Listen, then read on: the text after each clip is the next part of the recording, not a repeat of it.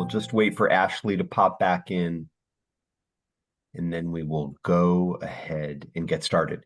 And prior to our looking at the different models that I asked you to review that material for, prior to our doing that, I want to pose a question that I'd like you to ponder, and we'll use that as the transition into talking about the models. And this is the question. From your position as a member of this learning community, as someone who's participating in this collaborative conversation about clinical supervision, as you develop and refine your own model of clinical supervision, what do you see as the benefit of, because these models were discussed in the 14-hour training, what do you see as the benefit of revisiting these models and then engaging in a discussion about them? So that's the preparatory question that we'll use as a transition into your take on these models, because I'm asking you to share your subjective reactions and what you sort of lean toward in regard to them. Okay? There's no right or wrong here. You're being asked to bring your critical thinking and your evaluative thinking and your kind of orientation to them. But that's the preparatory question that we'll use as the transition. Okay? So just keep that in mind, and you can be pondering that a little bit while we review the logistics for today. Okay? Again, we're together. We have the opportunity to be together for 4 hours, a little less than 4 hours now today. I will probably invite you to focus on something in between when we see each other next, similar to what I've asked you to do for today. And we will take it from there. Okay? So first and foremost, thank you so much for coming back. Good to see you again, and glad you're here. And what I'd like to just do is quickly review the logistics, and starting with, if you haven't typed your name into the chat yet, please type your full name into the chat, just so we have that kind of stamp that you're here. Okay? I'm going to share my screen. We'll just quickly review some of the logistics, and then we will go to our preparatory question. Okay, no problem, Zakaya. Feel free to do that. And we'll go to the preparatory question, and then if Alex is willing, we'll start with Alex and all look at our watches to see what happens in three. Why? Alex, you'll be, nobody's looking at their watch. You'll be able to talk. I am, though. Excellent. All right, so I'm going to share my screen and we'll just review a couple of quick logistics. So in case you weren't sure, I'll remind you, just confirm in the chat by typing the letter Y that you can see the slide and you can see me. Again, I can't see you when I'm looking at the slide, but at least at this juncture, but I just want to make sure you can see the slide and you can also see me. Okay, good, very good. Good. Okay, good. And in case you had any confusion, we're in March 12th, and this is our second 4-hour opportunity to be together in this learning community to focus on Clinical Supervision Foundations II. I will remind us that, as we were in the first day, we are an intentional,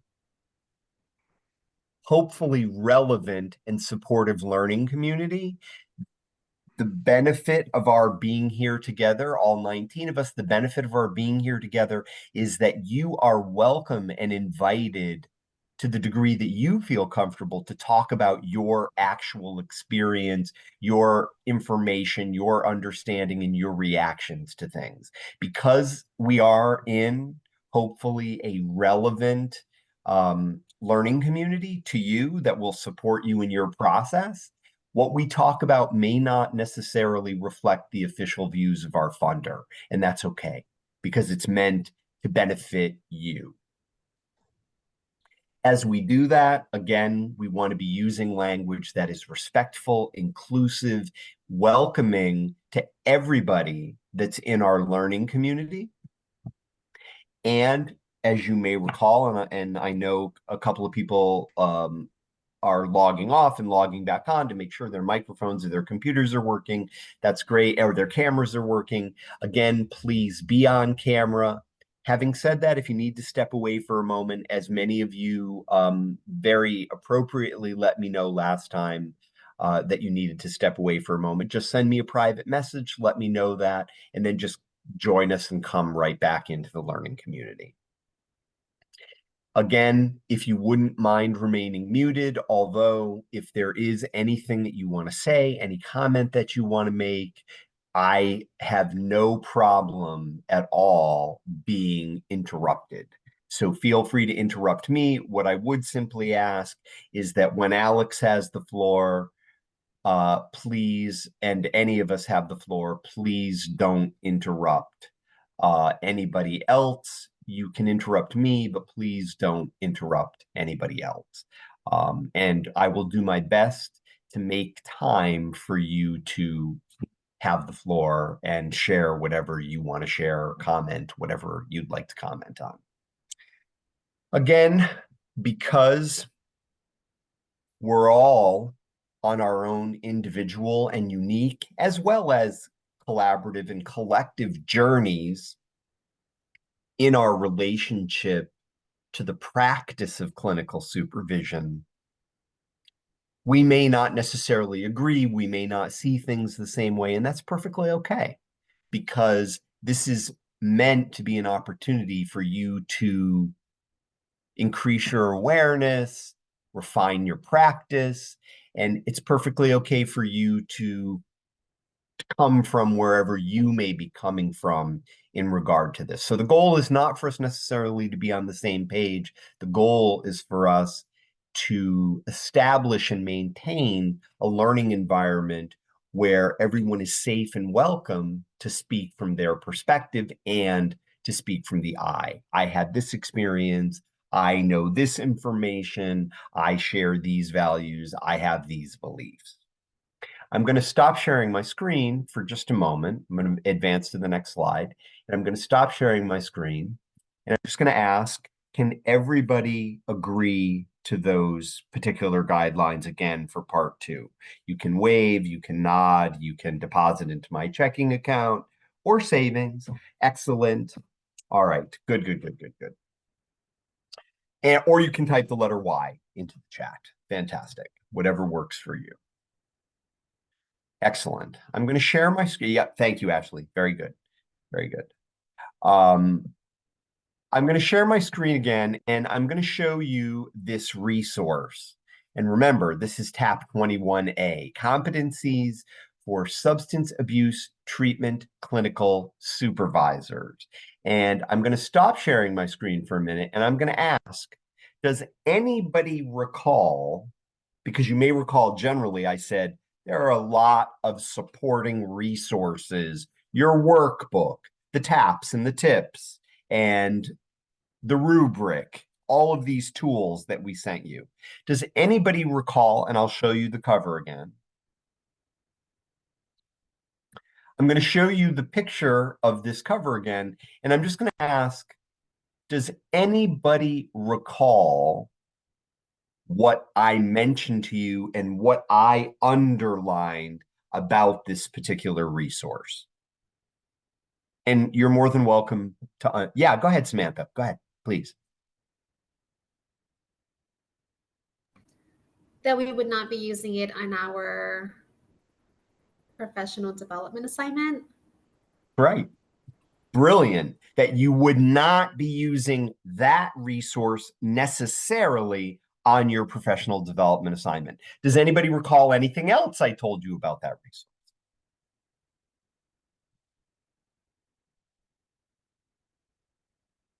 Excellent, Samantha.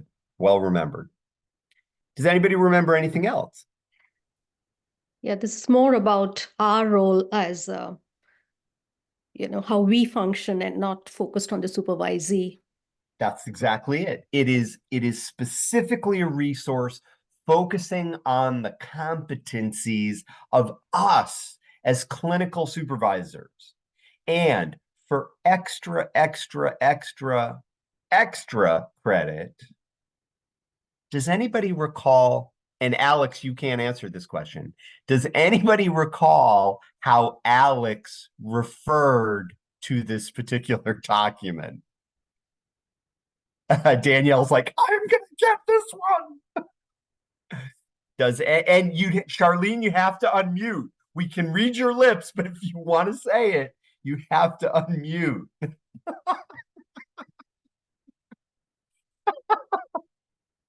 Does anybody recall how Holly's like, I can't remember. It was emphatic what he said. Does anybody recall? Go ahead, Elaine. Oh, Elaine, we can't hear you again. I think you may have to call in. You can type it in the chat. Holly, do you recall? I was going to say, there's a couple people who typed it in the chat. So yes, with their assistance, I recall the Bible of our work. And I have to say, I love the way Holly just said that.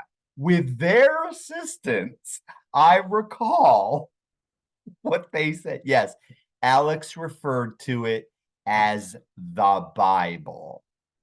And again, to Kala's point, it is a resource for us as clinical supervisors to focus on our competencies in a systematic way.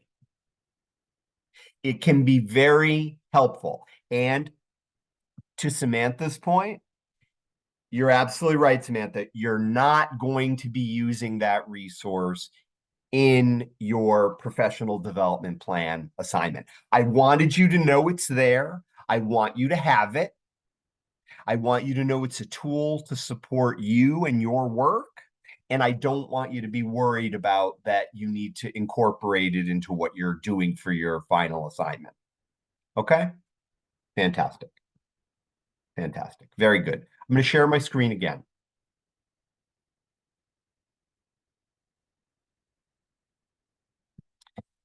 So I will also remind us that we talked about this idea of models of supervision, and we're starting to make our transition into our preparatory question and then leading off with Alex's take on these models.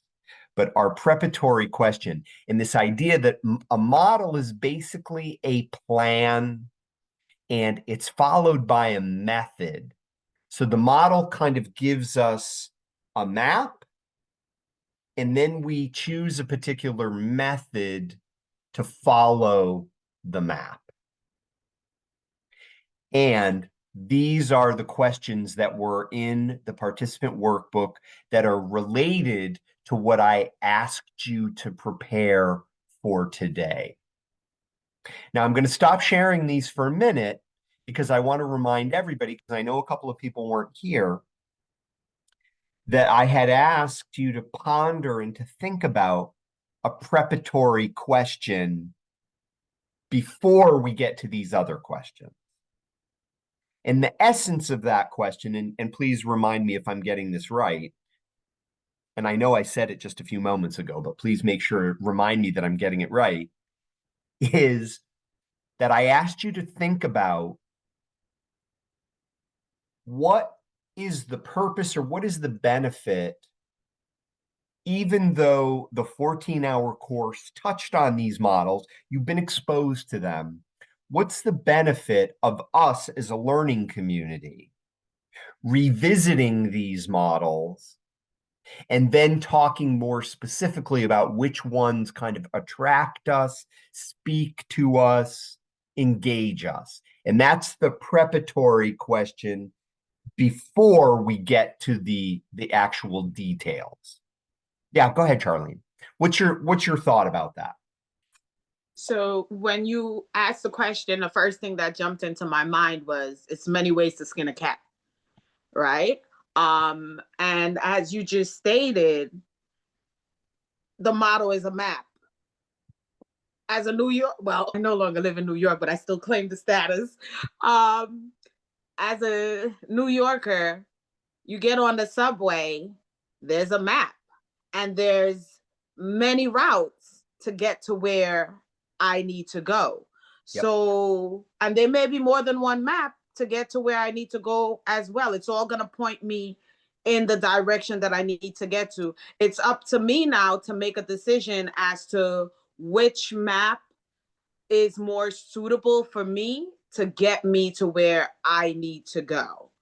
And that's just, I think revisiting all of these roadmaps just reminds us that there's more than one way to get to a destination. There's more than one way to achieve, whatever goal we've set for ourselves. So that's just what, came to mind with the preparatory question. What is your take on these models? Fantastic. Thank you so much for starting us off. And I have to say, and maybe it's our learning community, or maybe it's the way you laid that out, or maybe it's a combination of both. The thing that I kind of kept jumping to in my mind, because you so clearly described the role of the model, and there's more than one model. I can take the A train. I can also take the E train sometimes, depending where, I'm also a New Yorker as well. So yes. And it depends on where I'm going at that particular moment. And the thing that I kept thinking, and I'm looking forward to that we're going to get to this in our later work together today, is the method. Because how we ride the A train may be very different than how we ride the E train. Because the method, maybe we need to choose a particular method for this particular conversation, or for this particular kind of supervision, be it individual supervision, peer supervision, or group supervision. We're choosing a particular method because it meets the needs of the destination we want to go to, i.e. the goal we want to achieve. Thank you. Thank you so much, Arlene. Does anybody else want to respond to that preparatory question before we get into some of the specifics of what drew you about a particular model, why, and any of that? Anybody else want to respond to the preparatory question? And you can unmute.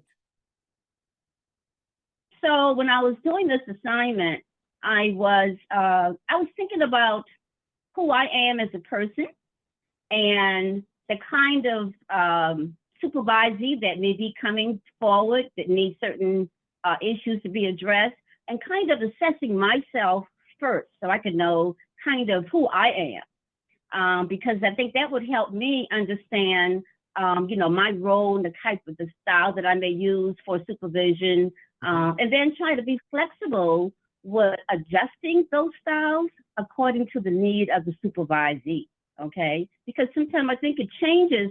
You start one way, you say, well, I'm developmental, and then you say, well, I think you might need something else to go along with this, because this particular supervisee is a little bit more advanced than what I thought.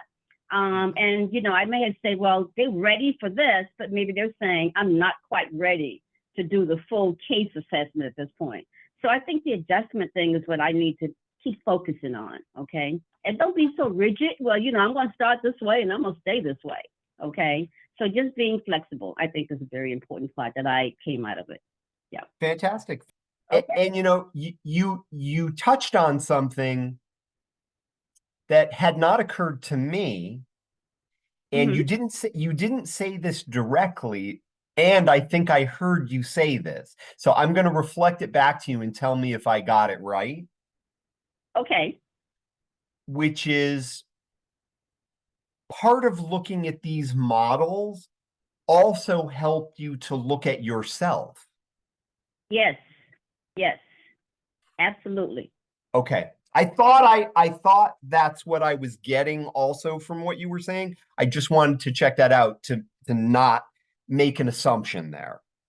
Yes. No. Thanks for clarifying that. Absolutely. Okay. Fantastic. Absolutely. Thank you. And I'm so glad we can hear you. Holly, thank you so much for your patience. The floor is yours. Oh, no, that's great. I was gonna say ditto to what Elaine said. No, Yes, I would say ditto to what Elaine said too. but I also think that in all of our work as professionals in this field, from the early onset of our learning, we have introduced or been introduced to, studied, understood models of thinking and structures of activity in our intentional engagement with people. And for me, this was another, when we were talking about the 21A versus the 21, and one's for the clinician, and here are the structures for the clinical person. And then there's another layer, systems layer thinking. Yeah. That brings the structure to the next layer up, which is the supervision. Mm-hmm. And then I even like that this talks about the supervisor of the clinical supervisor. Fantastic. And you know, the other thing that I can't help but ponder, Holly, as you said what you say, because I agree with you. The nature of this work, we are doing this work within existing frameworks. We are doing this work within parameters that lay out how, when, in what ways. And this is the piece I'm adding, Holly, and tell me if you have a thought or reaction about it, is that we're also doing that. And this very much relates to what Elaine said, we're bringing who we are to those existing structures. So we're never kind of doing a pure delivery of any one model. We're doing an interpreted, we're doing our relationship to that. Is that fair, Holly, or have I gone too far, do you think, in saying that? No, I think that's fair. That's kind of where I start off with like ditto with what Elaine said, because so I'm a social worker by training, and I have a huge person and environment theory. And I also see us as vessels, right? Like we are the vessels through which these models are delivered.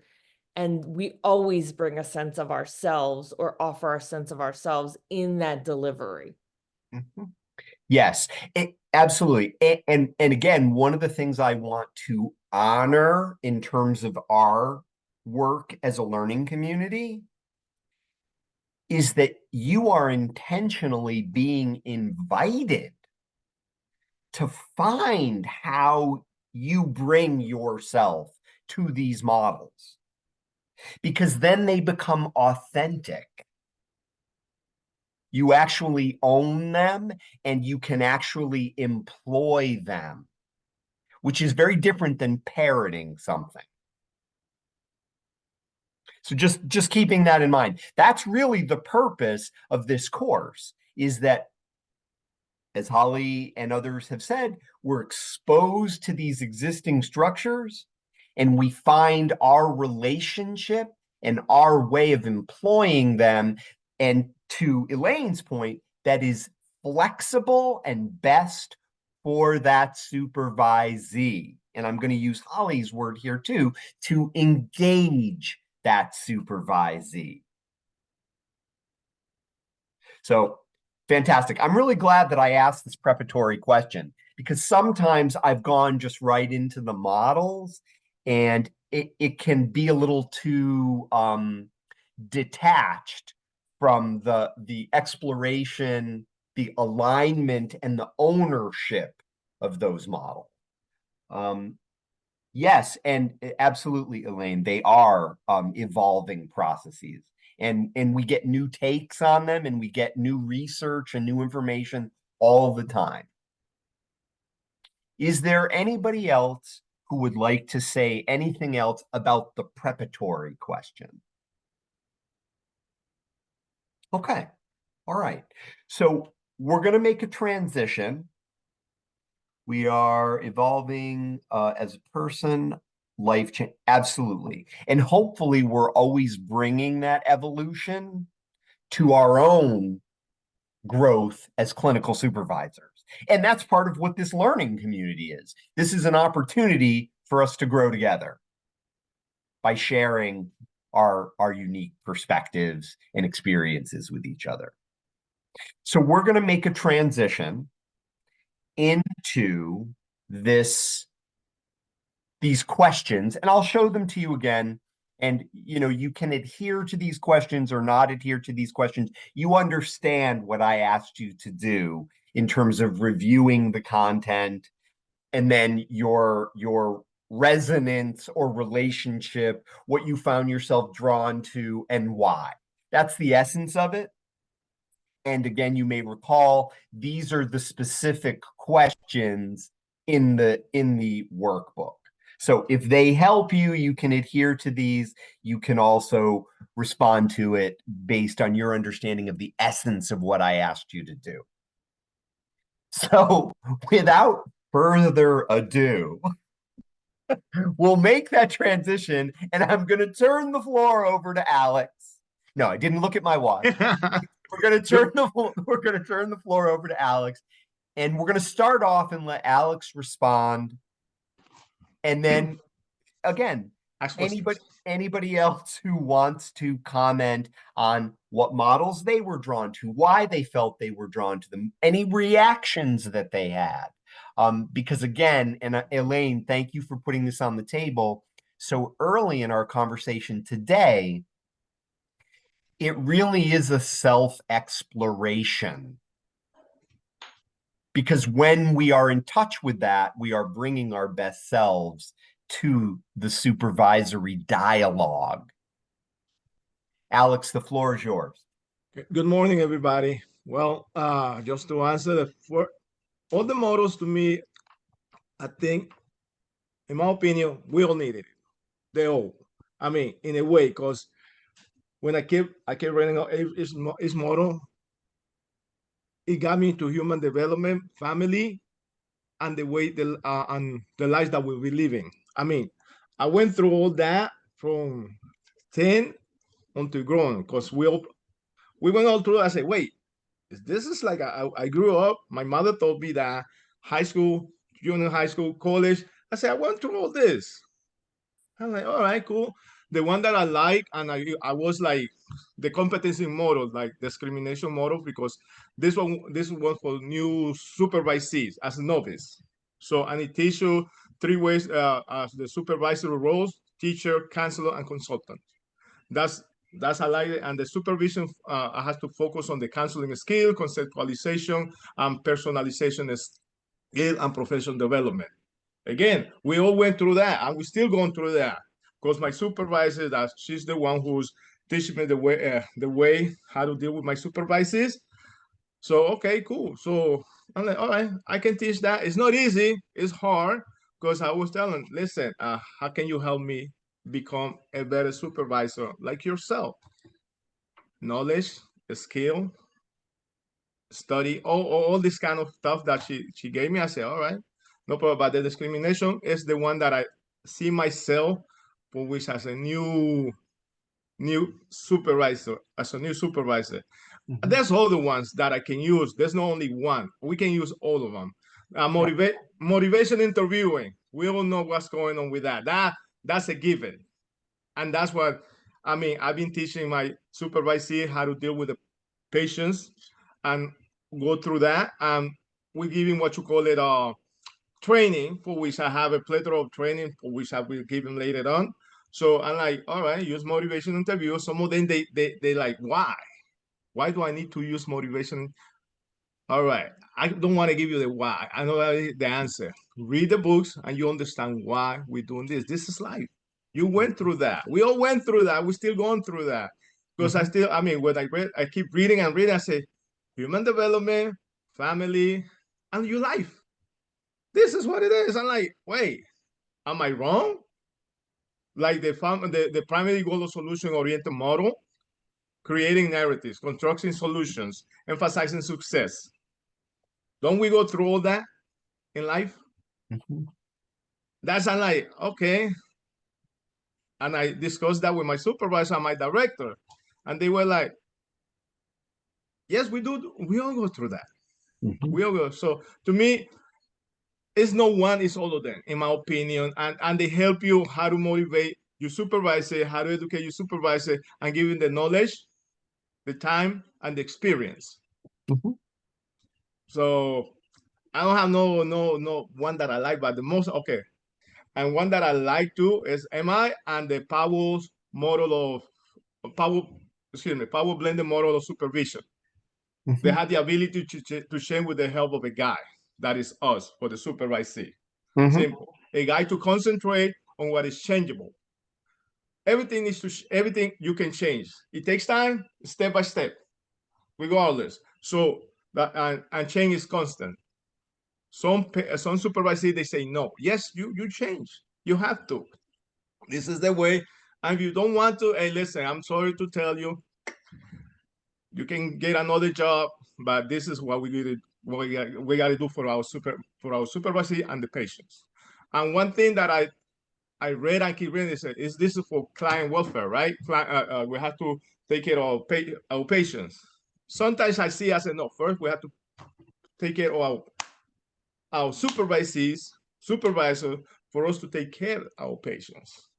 It's us first, because I keep reading. I say client patient welfare, the benefit for the patient.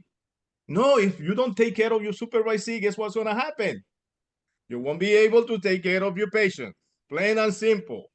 So we educate, we give knowledge, a skill, and the time. So what else? I mean, I can not 3 minutes, right? If that's all you want to say, that's fine, Alex. You don't have to fulfill 3.5 minutes if you really don't want to. No, I don't. No, and the one and the other one that I got, cognitive behavior supervision, sorry, involves challenging the supervisory cognition, but with a focus on learning in order to master the techniques to be utilized. That is my mother taught me that, my professor taught me that, the military taught me that, and like, this is life. All these models, it show you about life, how to deal with and how you take care of other people. That's what I. Fantastic. Alex, thank you so much. And really, there are many things that you said, and I want to underline that one thing that really jumped out to me in terms of your review of the models is that you were really able to see your personal developmental process. You could see your life played out in these different models. And you make a strong case that all of them can be of benefit depending on what we're doing in the particular moment. And the other thing I really want to underline that I think you spoke about quite passionately, and this is an essential truth, I think. If you think about the role of clinical supervision, and Alex, I think, really said it quite well, is the idea that the goal of clinical supervision is to make it possible for the supervisee to be successful with the patients and the client. To be able to effectively do that work. And if we lose sight of that, if our focus shifts away from the balance between making sure that clients get good care and that supervisees are effective in what they do, we have to be very careful to make sure we maintain that balance. Because if we focus too much on the clients or the patients and not on the supervisees, remember, folks, the supervisees are the mechanism through which the clients and the patients actually receive services. They're not necessarily getting the services from us. They're getting them from the supervisees because they're on the front line. We have to be aware of both and be balancing both. And in clinical supervision, our emphasis is making sure that that supervisee is effective in what they're doing. And Alex, I think that you made a very passionate argument for that in terms of the purpose of clinical supervision. Now, I know, Danielle, you want to go, and I think Mandija, you had raised your hand. Yeah, so Mandija, we'll go with you, and then we'll go with Danielle, and then we'll see if anybody else. We'll go with Charlene. So Mandija, the floor is yours. Sure. Thank you so much, guys, and good morning. So first, I actually choose the person-centered model supervision. I was reading through all, I even read through all last night, making sure that I figure out which one I would like. And then, so let me say, it's all about the individual. That's why I actually picked that one. In a word, where let's say in-person structure also dominate, the person-centered models bring the focus back to the unique needs and strength of the aspiration of the supervisee, right? By me using this approach, I could recognize that each person is different because we're not going to go into like the world of work and think everybody is universal. So we know everybody is individual. And this approach, if I use this approach, the person-centered, I could recognize besides each person is different, each person has their own challenges and also their own goals. And by centering the supervision process around each individual, it fosters a sense of respect, empathy, and understanding that could truly empower the personal and professional growth of each staff member. Right? So then I went on. That was my first minute. So then I said, no, I can't give that. I have to give a second minute to make me third minute. So then I went to secondly. I think if we prioritize collaboration over authority and use these traditional models of supervision, which often adapt a hierarchy sense, where the supervisor, like in my case, I'm the supervisor, I hold the answer to the supervisee's simple following instructions.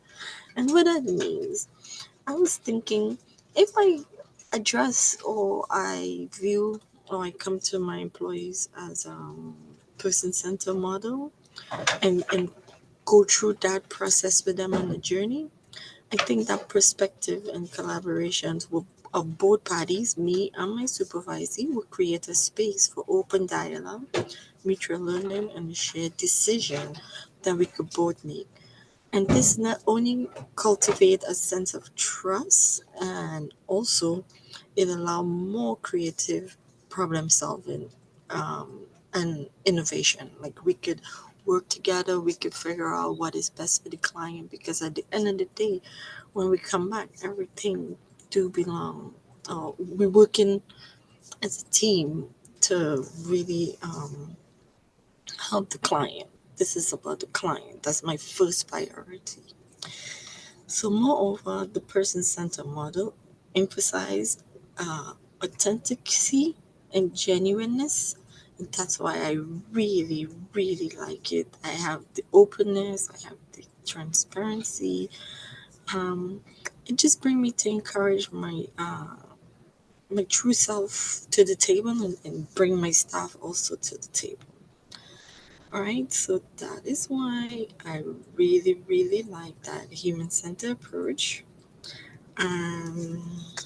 Just to close off, to summarize it, is by honoring the individual. It's just when I do that person-centered, I still think I'm honoring the individual, fostering collaboration, and nurturing authenticity.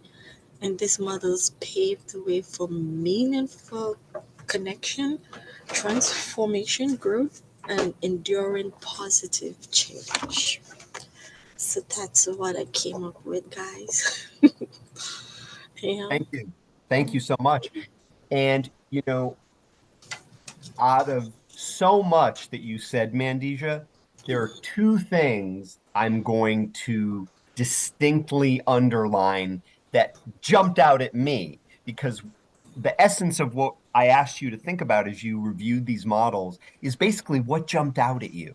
Mm-hmm. And now what I'm kind of modeling is what jumped out at me in terms of what you said, Mandija. And there are two very powerful things that jumped out at me. Thing one, when you said, I'm drawn to this particular model because it looks at the needs, the strengths, and the aspirations of this particular supervisee. That really jumps out at me, because if there's one thing you walk away with from today, folks, is walk away with the idea that every supervisee has needs, strengths, and aspirations. And if you as a clinical supervisor can keep in mind that the supervisee is composed of those three components, needs, strengths, and aspirations.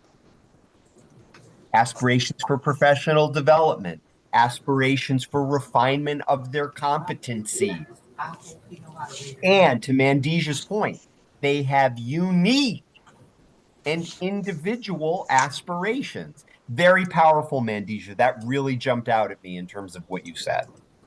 Thank you, guys. You're welcome. And the second thing that really, really jumped out at me, which again speaks to why this particular model, I think, stands out to you, Mandija, is when you said, and I don't know if everybody else heard this, but Mandija said prioritizing collaboration over authority.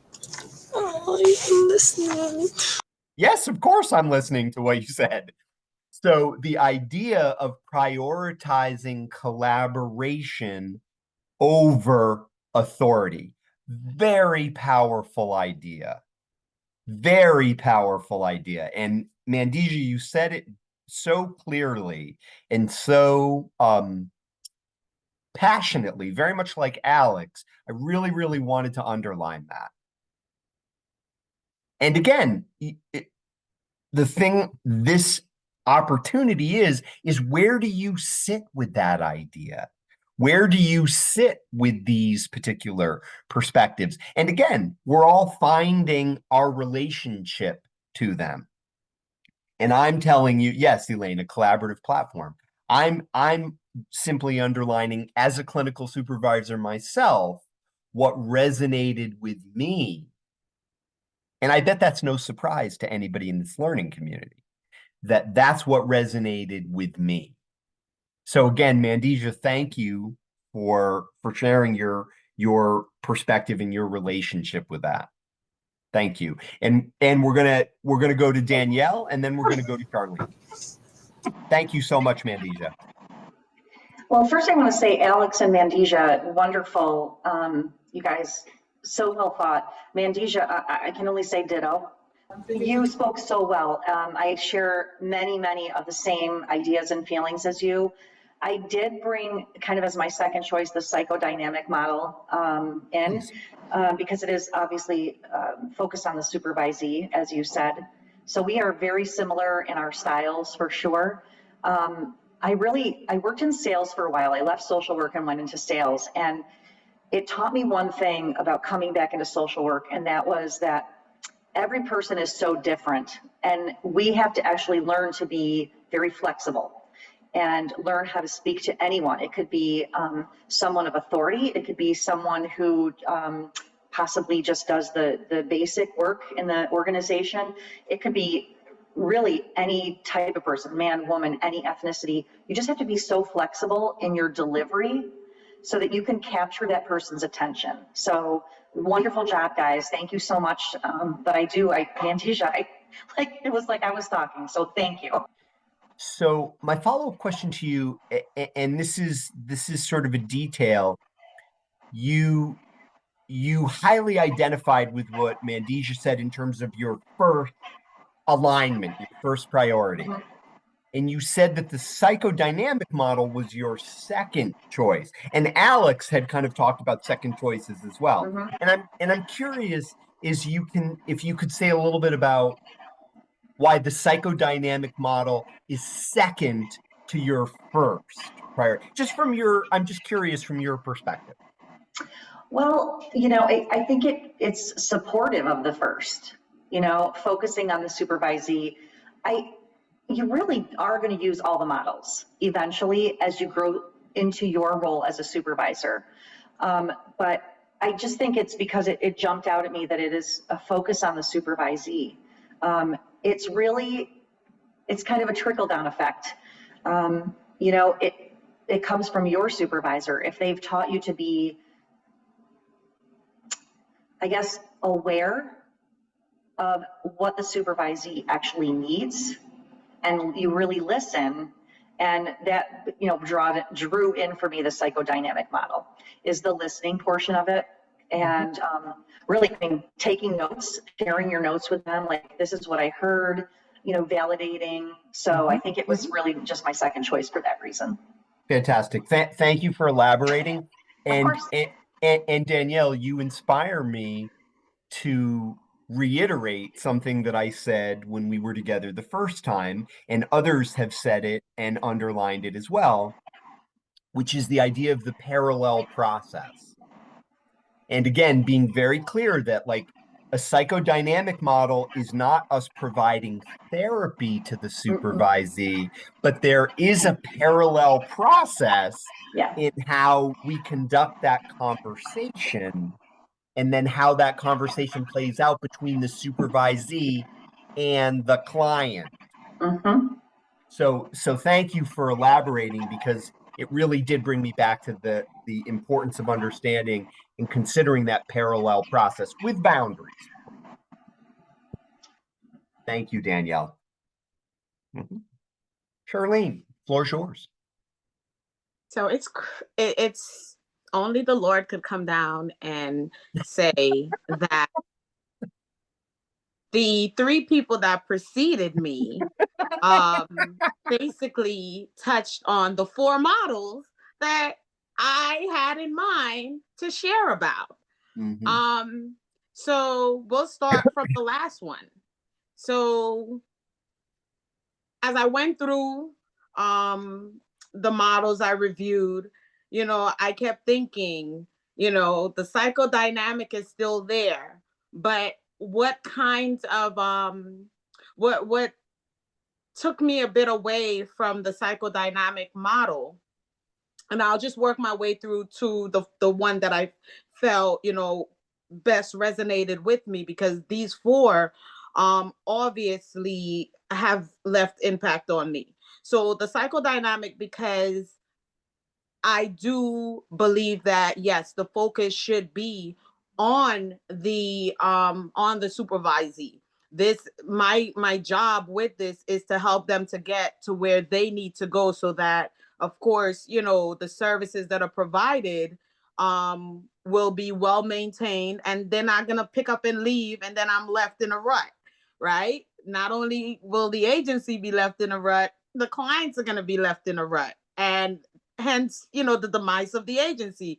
So for me, it's how do I keep my worker?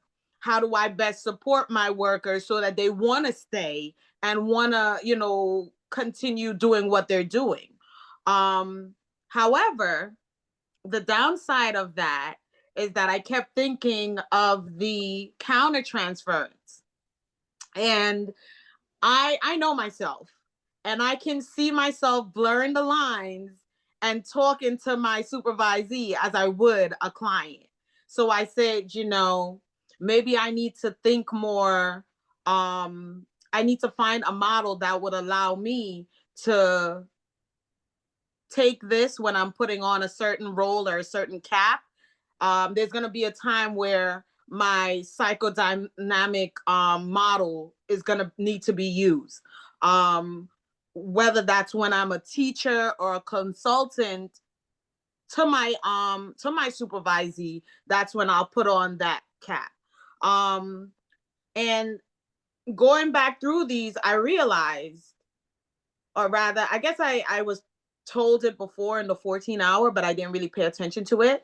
That you have treatment-based models, and then they're different models. Yeah. They're different types. So, which made it like, oh, I'm when I'm in treatment mode, or when I want to, I guess, guide the supervisee in a certain direction, you just have to look at the different types of models that are there, and then you compartmentalize it. And that's what I'm going to skip right ahead.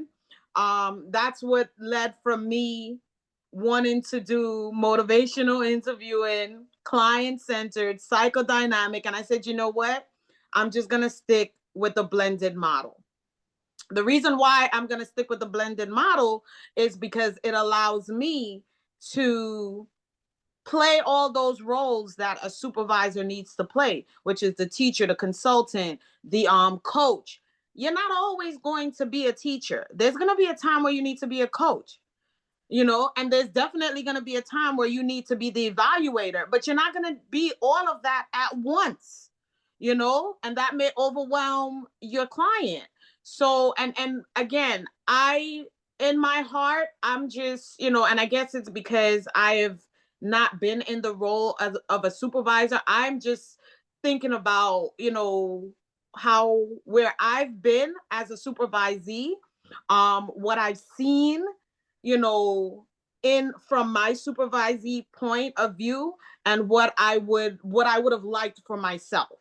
And that's why the blended model speaks out to me, because there were times when I needed a coach, I needed that MI, you know, and I didn't get it, you know. So being able to be what the supervisor, be in that role that the supervisor needs, to be able to have that awareness, to know that I need to put on this cap at this point in time versus, you know, be a teacher at this point in time. Mm-hmm. It's why the blended model stood out to me, because I'm able to change, you know, I could be a bit of a chameleon if need be, with the blended model.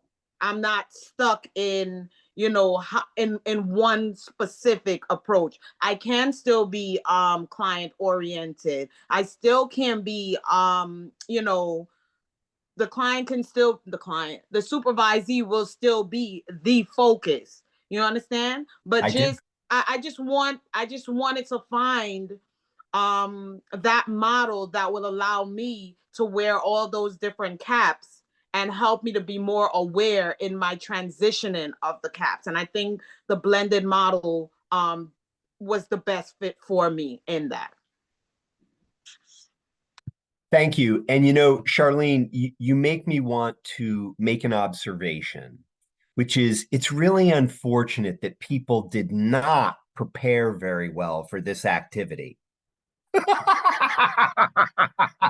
Totally kidding. Let me say thank you to everybody, and to everybody who's spoken so far, for your thoughtful and process-oriented reasoning through finding sort of where you are aligned and what speaks to you and why it speaks to you. So thank you for that. And I'm gonna suggest that we make a slight transition. And I want to honor the fact that everybody else has prepared similarly to our colleagues. The transition I'm going to ask you to make in terms of those of you who haven't spoken yet. And again, those who have spoken, if you want to comment on this too, you're more than welcome to. But this is the transition that I'm going to ask you to make. Is 4 of our colleagues have very clearly and passionately shared their reflections, their thoughts about where they are with these particular models, what they're aligned with. And the transition I'm asking those of you who haven't spoken yet is, you've done your review, you've made your decision for yourselves and reflected on your own thoughts. And now we're in the learning community and you're hearing other people's reactions and other people's process in regard to it. And my question to you is, those of you who haven't spoken yet, and again, those of you who have, if you want to comment as well, you're more than welcome to, because you've heard our other colleagues speak too, is what's your reaction or what's your thought about this now, given we're back in the learning community and people are sharing their reactions? What is your reaction to this conversation so far? So anyone who, yeah, go ahead, Ashley, the floor is yours.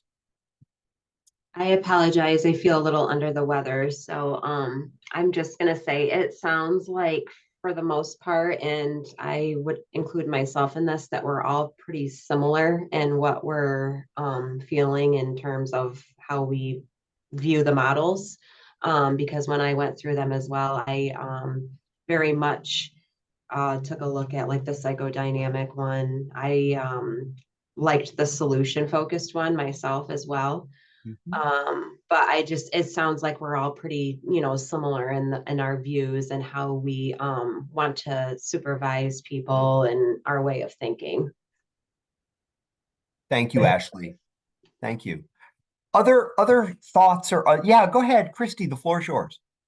Well, from hearing from everybody, I think, like, I'll just say the same, is that I think that we all kind of have like similar values and approaches and want to be flexible, and like I appreciate all of that.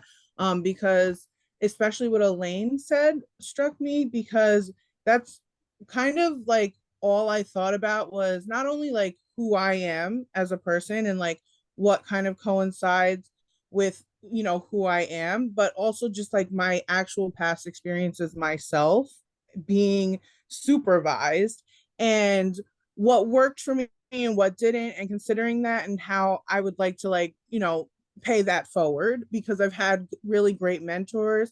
And just specifically the motivational interviewing, I mean, that's just something that I just have kind of like a a pull towards, just in my profession in general. But just the promotion of like self motivation and self responsibility, because as a supervisor, like, yes, I want my supervisees to trust me, but I also find it really important for me to trust them, with the clients, and also that, just I could stray away from, being a micromanager, if that makes sense. Like, I think, yeah, because that just leads to like burnout. Like, I don't want to be double checking things and work, it's just kind of, I think, an approach for me that partnering with my staff and having plans and open conversations and being able to be solution based, and also having them take responsibility and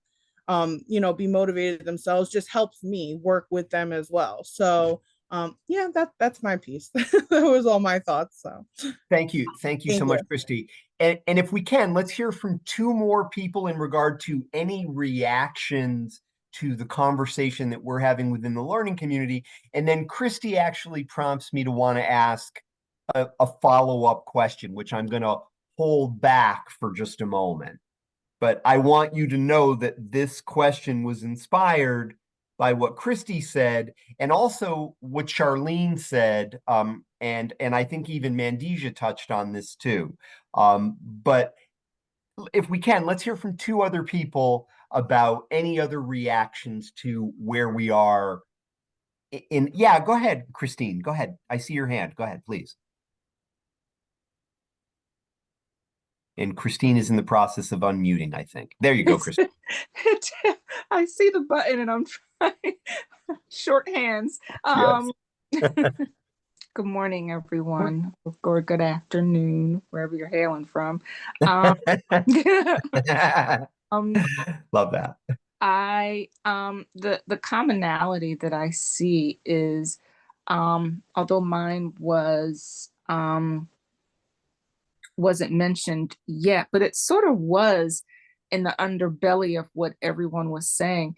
It's the nurturing. I think what the undertone, or what I gathered, is that we all want to do a really good job. We really care. We really want to do the best, not just for ourselves, but for the people that we serve. And I use that word serve because it is, regardless of our circumstances. I think our own personality, I see, is coming through in our supervision style. And the commonality, or the common thread, would be that the extension of us, sort of what you said, Paul, as well, the extension of us is the work that we do, and in the supervisees that we supervise is sort of an extension of us. And we do want that support going both ways, trust both ways, and offering that extension clinically, professionally, to the people that we work with, and also the safety that transfers down into the clients that we serve, regardless of background. So that's what I gathered. Thank you. Thank you so much, Christine. Yeah, go ahead, Elaine. Okay. Anybody else want to unmute while Elaine is dialing back in? Yeah, go ahead, Patricia. Go ahead, please. I was just thinking about all the work that I think each of us are doing and identifying our own experiences to identify our own potential implicit bias. So as we come to that I space of what I prefer and what is authentic to me, while also trying to hold space of what might be different for ourselves, so that we can kind of hold a little more space for our own blind spots and implicit bias, so that we can be a little more open to being adaptive. Absolutely. And again, understanding where we're coming from, acknowledging that it's inevitable that there would be implicit bias and that there would be blind spots. And if we go into the moment acknowledging that, we can raise our awareness about it. Yes, yes. And I think Elaine is going to call in again, so we'll pause for just a moment to let Elaine do that and make her comment, and then I want to share the question, the additional question, and then we're going to make a transition. Melissa, go ahead. I see that you're unmuted. Please go ahead. Well, I just chose person-centered, so instead of taking up the whole time, I wanted to see if I could just give my 2 points on top of what everyone else said. Okay. So what stuck out to me about person-centered model is it's less prescriptive. So it's more like flexible, open, fluid. You can adapt it. It's really just about your way of being with the person. And what Christy just said about the safety and trust, like none of the other models bring up, that therapeutic kind of environment that we all kind of want to have when we're in supervision, because it can be scary. Yeah, absolutely. And what you just said, Melissa, that supervision can be scary is related to the question that I'm going to ask in a moment. But Melissa, I wanted to come back to something that you said, because that trust and that support is also part of the parallel process again. Because we would hope we would hope that our supervisees, whatever model we may be employing or whatever, hat we may be wearing at any particular time, we would hope that our supervisees would have an experience of trust and support with us so that in a parallel way, they could also bring that to their conversations with their patients or their clients. Is that fair, Melissa, or have I gone too far? Yeah, no, I mean, people are going to withhold what they really think, really feel, really need if that, kind of therapeutic environment isn't there, if it's not safe and you can't trust that somebody has your best interests in mind. Yeah. Yeah, and you're making a really important point, which is that within the context of the supervisory conversation, the supervisory, hopefully collaborative conversation, there needs to be a therapeutic environment, but therapy is not going on. Is that fair too? Yes, absolutely. And again, that's a fine balance to maintain. Melissa, is there anything else you wanted to add? Nope, those were just the two things that stuck out to me. Fantastic. Fantastic. Yep, go ahead, Elaine. Thank you. Thanks, Melissa. Can you hear me? Yeah. Yes, great. Okay, so a couple of things resonated with me a few minutes ago when Danielle mentioned about solution-based. I think that was Danielle. And I was thinking, I says, if we were all like in one agency, right?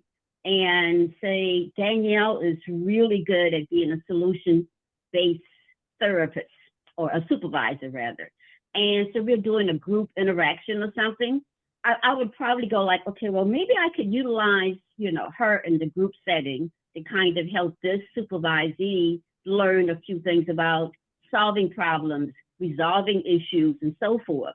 So I'm just thinking, I said, this is all really good because I think this is probably the first time where I've really taken a real hard look at, what I've been doing over a period of time.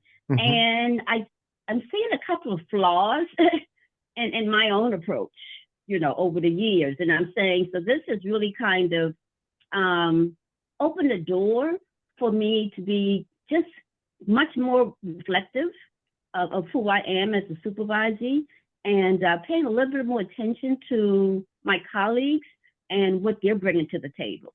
Because it's not, know all and do all, but I'm just thinking that there's so much more you could learn and make the adjustments to as you're growing and so forth. I mean, you could be in this, I'm a clinical social worker, and I'm just thinking that there's so many things that changes, and you do have to kind of stay focused on three things I think you mentioned that resonated: needs, strengths, and aspirations. Yeah, and we have Mandija to thank for that. Right. Okay. And so I'm just to make it short is that because you got personal aspiration and professional. So when we get to my model, which is developmental or integrated approach with that, I really kind of focus on where do you want to go yourself as a supervisee? Okay. What's your plan for yourself? Because then that can help me kind of direct the process that we go through in terms of learning the different approaches or, what is your need level and so forth. And then, the strengths, because they come to you with certain levels of strength and you may think it's not a strength, but in fact, it really is. Okay. So I just, being careful with all of that. But those three things, that need, strength, and aspiration resonated with whoever the person that said that. So I thank Mandija. you. Yeah. Got to give credit where credit's due. Mandija said it. Okay. I just repeated what Mandija said. Fantastic. Okay. Yeah, thank you. And Elaine, there's something that you've alluded to that I want to underline because you've sort of started to move us into the direction of methods. And I just want to underline that because you gave such a wonderful example using Danielle, that if Danielle, as a supervisor, has a particular strength and a perspective that could potentially benefit other supervisors. Sometimes it's possible to create a peer supervision or a group supervision method where Danielle is able to share her strength and raise the capacities of other supervisors. So it's important to underline that because we are, hopefully time permitting, going to touch on methods today. And that can be a method of empowering a supervisee who has a particular strength or expertise and empowering them through the method that we choose to share that strength or that expertise with other people on the supervisory team, including, P.S., ourselves as supervisors. Because let's face it, folks, supervision, the supervisory conversation, hopefully is a two-way street. Meaning that I may be wearing the coach hat, and it doesn't mean I'm still not learning from my supervisee. That I am still doing that reflection, I am still growing as a supervisor. Every supervisee gives me the opportunity, if I choose to take it, to continue to grow as a supervisor. Kala, you seem to agree with that, yes? Yes, I do. And yeah, and I know you're almost wrapping up this one, but No, it's okay. Go ahead. Because I just wanted to share my journey with supervision briefly because coming from another country, and having practiced there for almost a decade before I came here, I had no formal supervision whatsoever. And that was something I really wanted as I was in practice. So for me, the learning was more social learning, following Bandura's model, just watching people, modeling, and also trying to understand what I was missing, what I would love to have. And so when I came here, although I was teaching in a university, but one of my goals was to be able to experience supervision the way it is. And so that's when I worked towards a clinical license and then got into practice, and I'm now a supervisor myself. And so it's been a great learning, the insights, the struggles, as well as what I wanted as a supervisee and what I would like to share and learn along with my supervisees. And as greatly put by everyone here who have shared that, that I lean towards the integrated developmental model with all those models within them, because like you said, initially when I started, this was 2-3 years ago, I was leaning towards the competency-based model, because being a teacher and all that, I like the structure, the skills, and those things. But then as I'm sinking into this and really practicing, I'm moving away from that and more of that self-exploration, the person-centered, and knowing that whole dance of supervisee supervisor and how it's kind of cross learning and gaining insights ourselves. And and doing the part one especially of this training really opened me up to the models and being able to parallelly process what was happening in real supervision. And so it's been very fascinating. And so my giving back to my country is to be able to open up supervision there. And that's what I'm working on right now. And so all this is part of the learning too. Thank you. You're welcome. You're welcome. And if it's okay, can I ask you a quick follow-up question? Yes. Okay. Now, before I ask this quick follow-up question, I want to connect something that Kala said to the learning assignment that everybody is going to complete for this opportunity for us to be together. You know that everybody is going to be developing a professional development plan, a written professional development plan. And I want to connect it to something that Kala said, because as you were saying this, I was thinking how wonderful that you started with a leaning toward a particular model, and now you're kind of transitioning into leaning toward another model. And the thing that I want us to consider is all these models can exist together, and we emphasize different areas of them based on, as Charlene said earlier, what is needed in the particular moment with that supervisee. And I just want to connect what Kala said to this assignment that you're all going to complete. What this assignment is going to be asking you to do is specifically to think from a competency perspective. And you're going to be using a tool. Now, that doesn't mean that because this written professional development plan, it doesn't mean that just because you're being asked to identify a particular competency and a plan for that particular competency, it doesn't mean that when you actually were, and unfortunately, this course is not going to provide us the opportunity to play out your professional development plans. Because keep in mind, you would use the professional development plan that you're developing as the platform for a conversation with the supervisee. And really don't lose sight of the fact that it's a tool to inform a conversation. In this assignment, to Kala's point, this assignment is going to be asking us all to really think from a competency perspective using the written tool. And that doesn't mean that we may not conduct that conversation in a very person-centered, developmental way.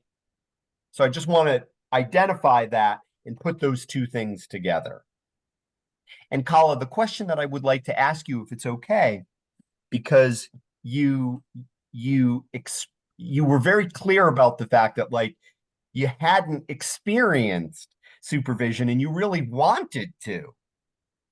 And I guess, and this is related to the question that Christy inspired me to want to ask everybody, but I want to start with you, Kala, because you touched on this.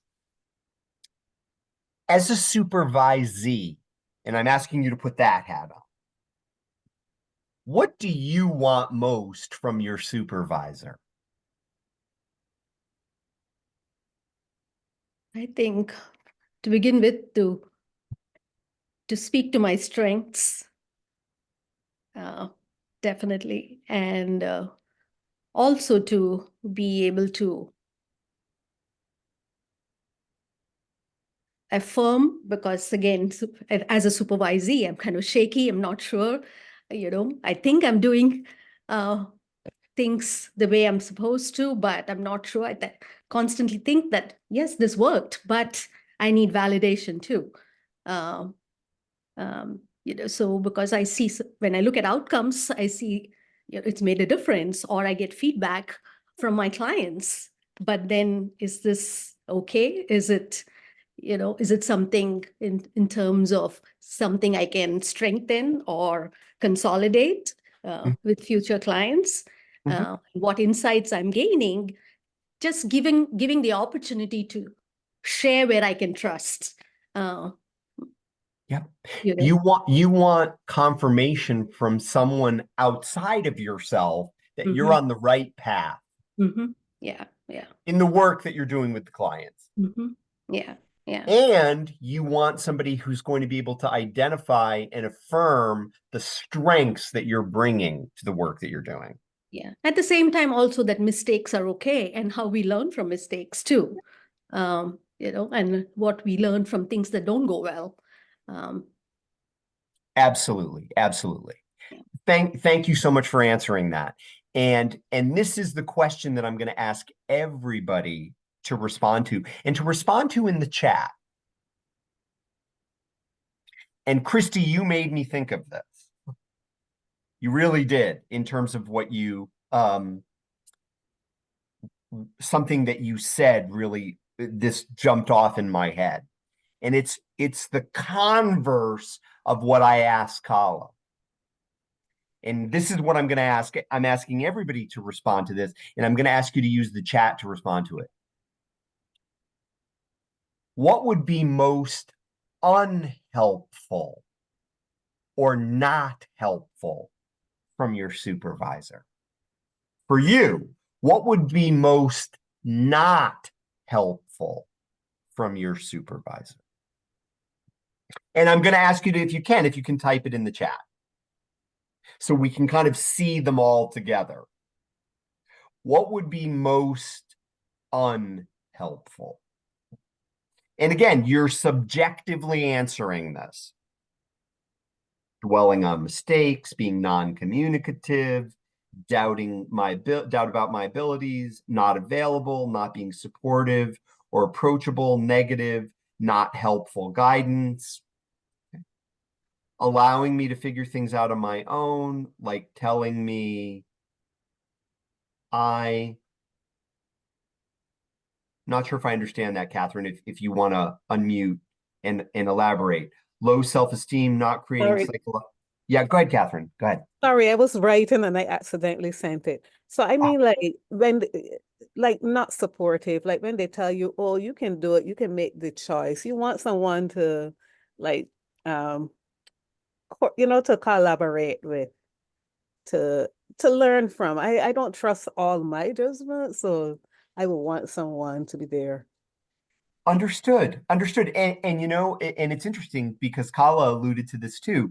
It's normal to have doubts when you're a supervisee. Yes, maybe you get feedback from the clients. Yes, maybe you see outcomes change, and sometimes you still may doubt. Yeah. And that's normal, right? Mm-hmm. And would it also be fair to say that there are some supervisees that we might have that might be absolutely convinced that what they're doing is the absolute right and only way to do something? Yes.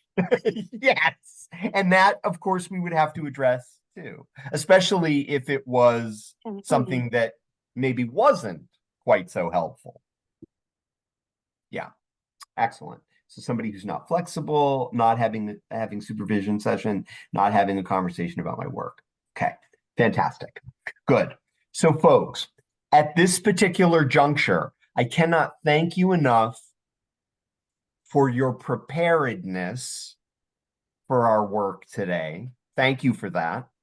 And thank you for being able to shift in terms of what we are focusing on. And what I'm going to invite us to do at this particular point is let's take a 10-minute break, and we'll come back in 10 minutes. So please take a full 10 minutes, and I'll see you in 10 minutes, and we will go forward. Thanks so much, everybody. Welcome back. I hope you had a good break. There's our timer. Love that. Clyde, thank you for that. Greatly appreciated. All right. So folks, I hope you had a good break. And there are two resources that I want to introduce you to. And you were sent these resources as part of your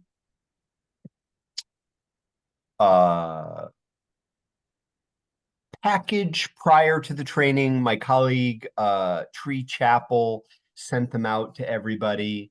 So I just want to introduce you to these particular resources at this particular point in our conversation. And one of them will be related to what I'm going to ask you to prepare when we meet next time. Okay? So the first one that I actually want to draw your attention to, and let me make sure that I have it here, is the professional development plan. I do have it here, and I'm going to share my screen and show that to you. And if you could use the chat, just confirm for me that you received and have access to that document, the professional development plan document. Excellent. Patricia, good. Christy, Samantha, good. Excellent. Good, good, good. So it looks like folks have it. And if you want to bring it up in front of you yourselves, you can. I'm also going to share it with you. I'm going to share my screen and share it with you, and we're going to walk through it together. But I want you to know this is the document that you will use to complete your assignment. And I'll just ask before, because it looks like a number of you have access to it, you've seen it. I'm just curious, has anybody ever used this document before? If you've ever used this document before, type a Y in the chat. If no, type an N. If you're unsure, type a U. Okay, so it's looking unsure. Okay, thanks, Kalsum. Okay, so it looks like most people have not used this document before. Okay. Okay. All right. So I'm going to take a moment and show it to you. Again, something similar. Okay. Understood, Holly. There are probably variations of it or yep. And we're just going to do a light review of this particular document. Similar. Elaine, you've used a different some other kind of related version, maybe. Okay, so Catherine, you've filled one out before but never used it. Okay. All right. So again, let me underline, and I'm glad, thank you for writing that in, Catherine. Let me underline, folks. Remember, this is a tool. It's a competency-based tool.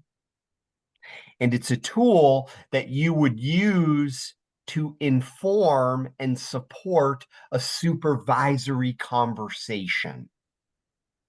Okay? So just keep that in mind. So I'm going to share my screen, and I am going to share this tool with you, hopefully. Let me just make sure that I can bring it up.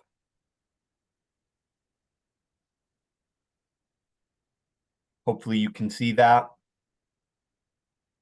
Okay, excellent. So you'll see, folks, that it is laid out with some basic information at the top, and we're going to walk through that. And then you'll see that you'll see this highlighted section where it says present level of proficiency from the rating forms, level of proficiency to be achieved with the learning plan, the professional development plan. And again, keep in mind that I'll explain that in more detail as we go forward, but that's a particular element. And then you'll see that it's looking at knowledge, skills, and attitudes. So what is the issue to be addressed related to knowledge, skill, or attitudes? What's the goal to be accomplished? What are the activities necessary to accomplish the goal? What are the metrics, like how will the progress be measured? And what is the target completion date? So I just wanted to give you those broad strokes, and let's go up to the top.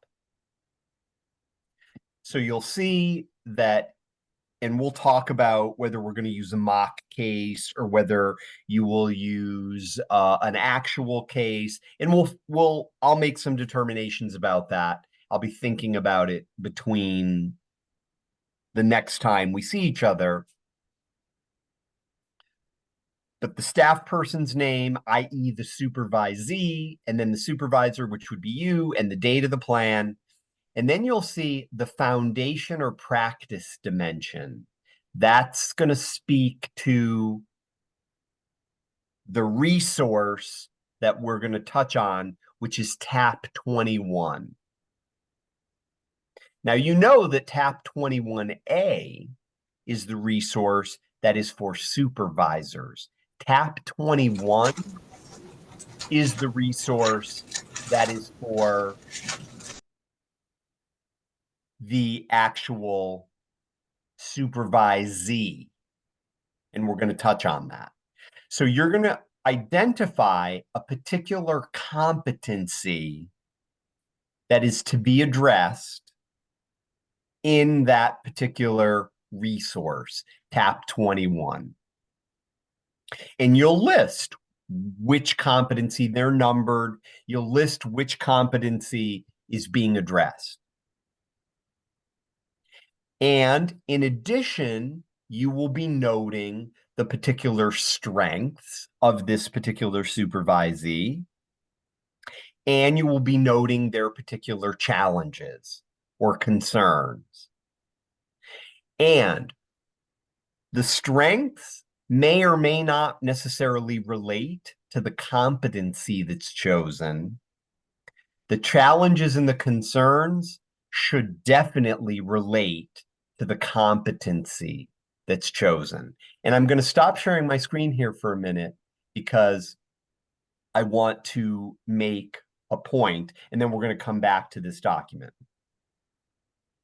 And let this wash over you. This is not the first time we're going to talk about this document, okay? But I want to make a point here, which is competencies. If we're talking about competencies, folks, and we're talking about competencies of the supervisee, okay? What does that mean exactly? What does that mean if we are saying competencies and we're relating that to a supervisee? What does that mean exactly? And I'm just inviting you to share whatever thoughts or whatever reaction you have. Yeah, go ahead, Eileen. Elaine, go ahead. Did you want to comment on that? Oh, yes. Can you repeat that last statement you just made? I can. If we're talking about competencies and we're talking about them in relationship to supervisees, what does that mean exactly? What is your thought about what that means? What comes to mind is like the overall skill set that the supervisee brings to the table that covers several different areas or domains. Mm-hmm. That's what comes to mind when I hear competency for that area. Fantastic. So skill set related to a particular domain of skills, and it's what the person is bringing to the table. Yes. Okay. Now, and again, Samantha wrote a supervisee's area of strengths. Those are competencies that they have. Go ahead, Holly. Thanks. Yeah, I was going to say competencies are the demonstration of the mastery or the path to mastery that the supervisee is on. And it is a universal set of expectations from our profession. And for us to demonstrate our proficiency or our competency in executing these expectations, we have to use competency-based evaluation. Okay. For model and consistency. Yes, yes. And you know something, Holly, I can't help but acknowledge that part of the way you framed what you said was from a developmental perspective, using a developmental lens, because it's possible if you think of a competency as a developmental goal, a supervisee may demonstrate a certain degree of competency And it may not be the degree that actually is the achievement of mastery of that particular competency. And Holly, if you wouldn't mind, would you please repeat the last part of what you said about the consistency component of it? Yeah, like I was relating that to what I said earlier about the models of supervision, is that this kind of form of competency in our coaching or education process allows there to be consistency and clear expectations for the skill set to be a good, whatever that is, right? And for this, it's to be a good addictions, substance use disorder counselor, but this could be applicable beyond that. Absolutely. So I want to thank you, Holly, and thanks for elaborating on that. I want to give a concrete example. And it's a simple example, but hopefully it's an example that will be relevant. So we're all going to switch hats for a minute. Okay? And let's say, as we switch hats for a minute, let's say we're all supervisees. And let's say for the work that we do, one of the competencies that is an expectation of our work is the ability to engage in reflective listening. Okay? So let's say we're all supervisees. It's expected that we all have the capacity, because of the nature of our work, it is all expected that we have the capacity for reflective listening. Now, it's possible, if we were to look at the guide of what the definition and what the expectations of reflective listening are, because in order to be consistent and universal, you have to define the competency, that we all may have varying degrees of competency, from beginner to intermediate to mastery. We would also have to define what determines beginning degree of competency, intermediate, and mastery. So not only would we have to define the competency, we'd also have to define the measure of degree. So we're all supervisees. We all need to be able to demonstrate reflective listening, and it's defined as a competency, and its hallmarks of beginner, intermediate, or mastery are also defined. So that means that if Charlene is my supervisor, she can observe my work or an audio recording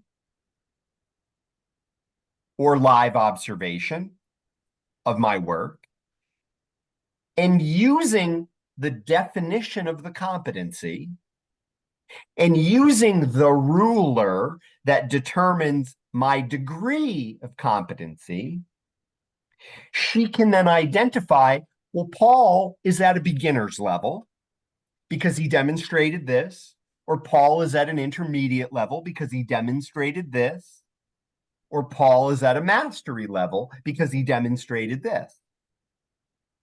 And she can, in a consistent way, evaluate me.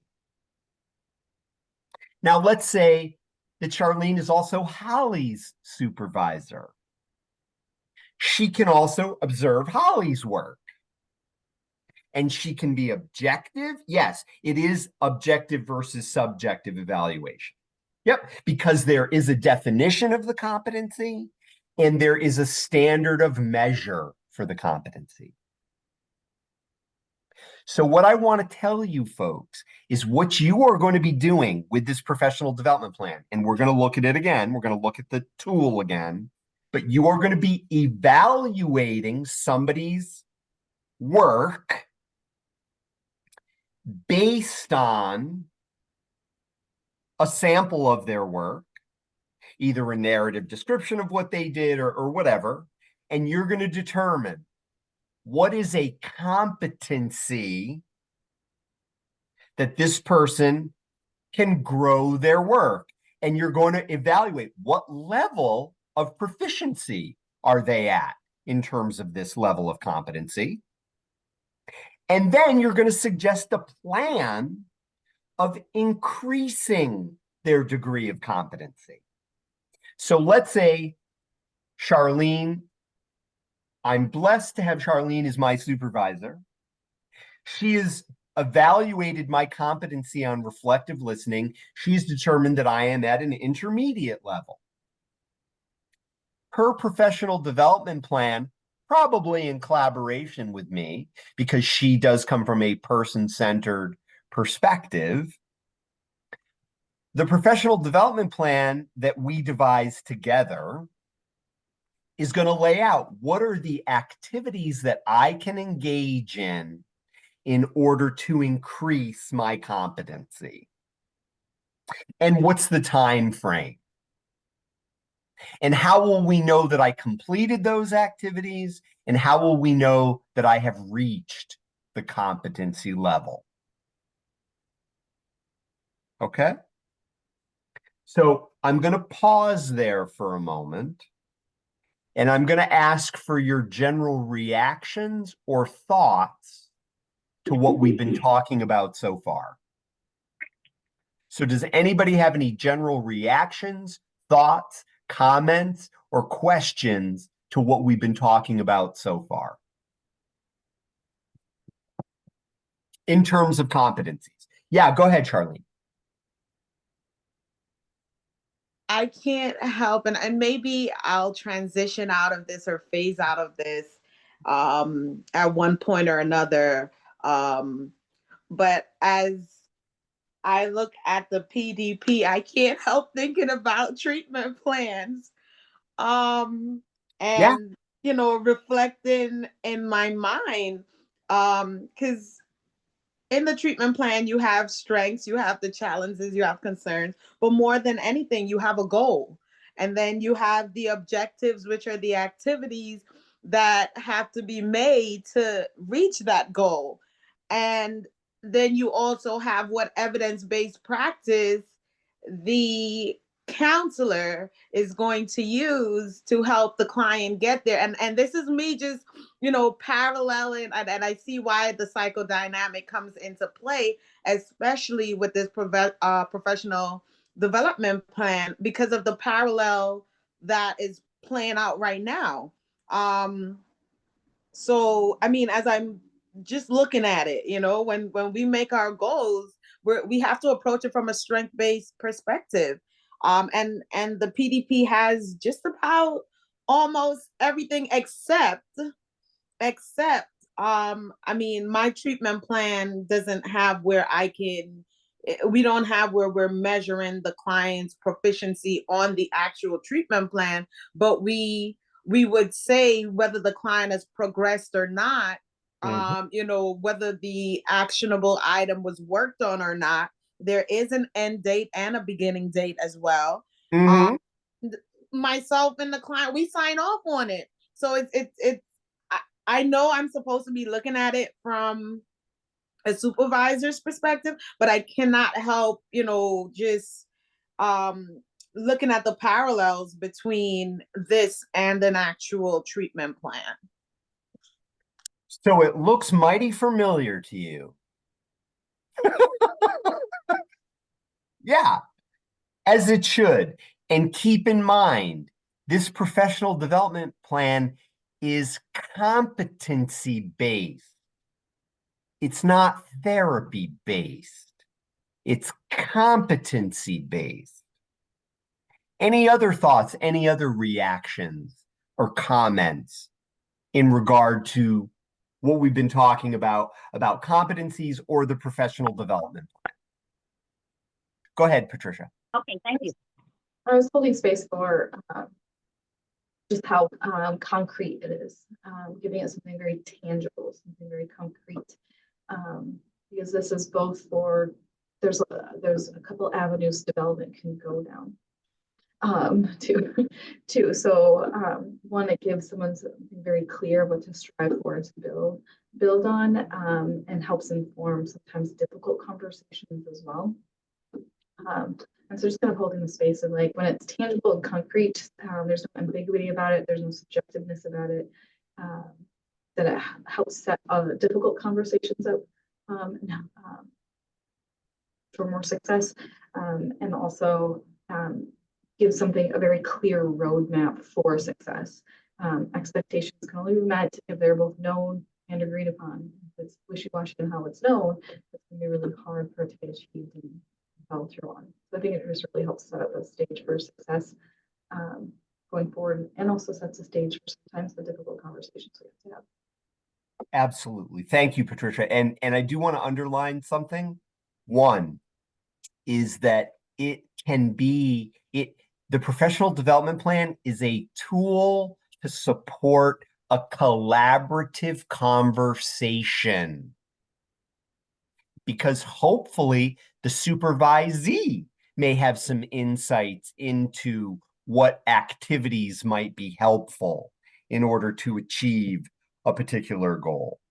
And to Patricia's excellent point, it can be a way to decrease anxiety or tension around something that could be a difficult issue to discuss, because it is meant to be concrete.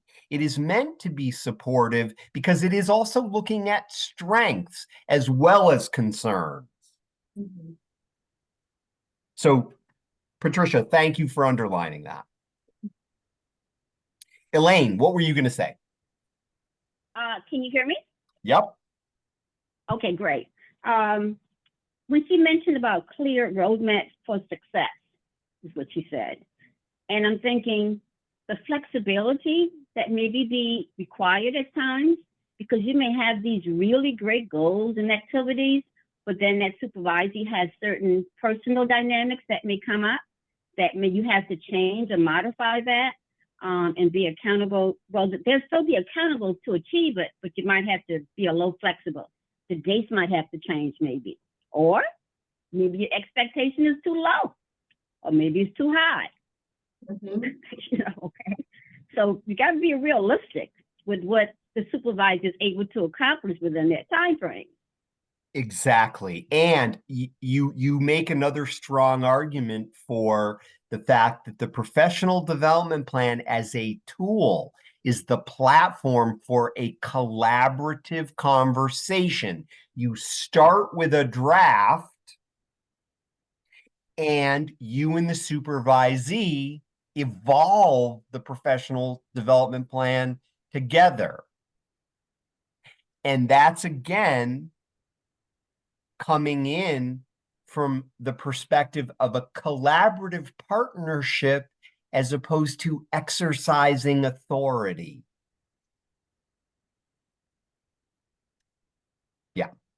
Yeah. So, again, folks, this is a tool. Ideally, one of the things that this training is attempting to impart, this learning community conversation focus is attempting to impart, is that this is a practical and concrete tool and process that can be used to support the supervisory conversation. And this is a skill and a resource set that this whole curriculum is intending to impart to you. So the goal is for you to be able to walk away and say, hey, I can look at these competencies, I can determine which competency might benefit this particular supervisee. I can assess objectively, not subjectively. I can assess objectively where is this supervisee in their level of competency, and how can I develop a draft plan of how this supervisee and I can engage in a conversation about this competency and the goal that I want to support them to. Okay? It's intended to be a supportive tool. And this learning community conversation focus is to provide us an opportunity to get to know this tool, explore this tool, and practice this tool together. Okay? And that's why, as a concluding assignment, I'm going to be asking each of you to develop a professional development plan draft that you would use as the platform of the conversation with a supervisee. Okay? I'm going to show the document one more time. You're free to look at it as often as you like. And again, I'm going to draw your attention to the competency to be addressed and page number from tab 21. So what that's telling you already is that you've reviewed the competencies that are defined in tab 21, which is a document that lists the capacities for the substance use counselor. You're going to look at those capacities. You're going to determine which one of those is going to be the focus for this person's professional development plan. And for our assignment, folks, for our work together, I'm only going to ask you to identify one competency. Now, in real life, you may identify, one or two, or maybe even 1, 2, or 3. Maybe not all on the same plan, but you may identify 1 or 2. For our purposes, I'm only going to ask you to identify one. And you're going to be thinking about this supervisee, and you're going to be thinking about them from a strengths-based perspective. And you're going to be elaborating what their strengths are. And you're also going to be thinking from a challenges, concerns perspective. And let me make the connection that relate to the competency that you've chosen. Meaning that you see an aspect of this competency that you want this person to increase their proficiency in, their competency in. Now, when you've identified this competency, and I won't introduce this until probably next time, there's another tool that you're going to use that will help you to determine what is the current supervisee's level of competency. It's called a rubric. You have it already. The rubric basically outlines on a Likert scale of 1 to 4 where this person is in their degree of proficiency. You can think of the rubric resource, which is a companion of tab 21. You can think of the rubric resource as the yardstick of how you objectively measure the supervisee's competency. Now, what I can also tell you is that each of the competencies generally are broken down and described by 3 specific domains: knowledge, skill, or attitude. And again, what I'm going to ask you to do with the supervisee that you identify, or that we settle on, if it's going to be a mock one, and you'll know that by next time, is you're going to be looking at that competency from the knowledge, skill, and attitude level of a particular supervisee. And you will determine, if appropriate, in the level of knowledge, the area that's going to be addressed based on this particular competency is this particular area. And I'm going to show you that in just a minute. Or you'll identify that in the area of skill, this is the particular skill that's being identified. Like I gave the example of reflective listening. Or in the attitude, this is the particular attitude that's being identified. So from the competency, you're going to identify the specific skill, knowledge, or attitude.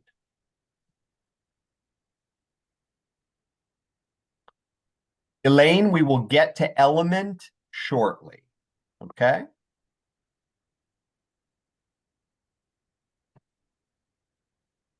So just keeping that in mind, okay? That is how it works.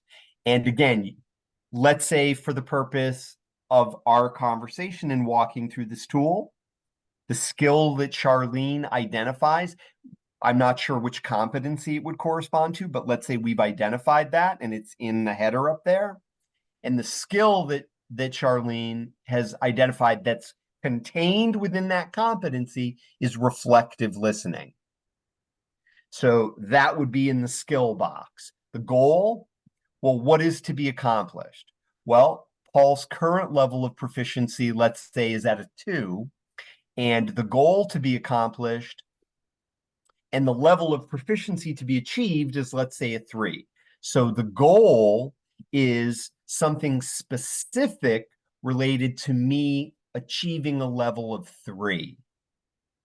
And then in this draft, Charlene would identify the activities associated with me to achieve that specific goal, how that goal was, how the progress would be measured, and then the timeline. Okay? Now, what I want to walk us through now is the resource of TAP 21. But before I do that, I'm just going to stop and ask, are there any comments or are there any questions about the professional development plan tool and the process? And there are no, the only unfortunate question is the one you have that you didn't ask. So if you have a question or a concern about it, please ask at this particular point, and you can also reserve the right to ask at any other point during our time together. Patricia, I see that you're still unmuted. Was there anything you wanted to comment or ask about the professional development plan? Not specifically. I was thinking about how helpful I think it is to have a document, because documents can tend to be scary. And so to just like use it regularly and consistently, and so it's just a regular part of supervision, it doesn't become a scary document. Yep. And again, the destigmatizing of the document and the normalizing of the document. Yeah. Which is very different than like, now I'm going to pull out the professional development plan. Dun, dun, dun. You want to avoid that. You absolutely want to avoid that. Will we see an example of a completed one of these? Ashley, fascinating question. The answer to that question, well, Ashley, can I ask you a follow-up question? Would you like to see a completed example of one? And Ashley, that is a very fair question. Seeing one could be helpful. Absolutely. Absolutely. Yes. So I will work on that. And Ashley, it's really funny that you'd ask that, because I mean, it makes sense. But it's maybe it's more ironic that you would ask it. And the reason it's ironic is because when I did this course the last time, yes, and absolutely, Elaine, great point. Some people are visual, and seeing it could be very helpful. Yes. the last time I had the opportunity to do this course, a couple of people submitted some professional development plans that were very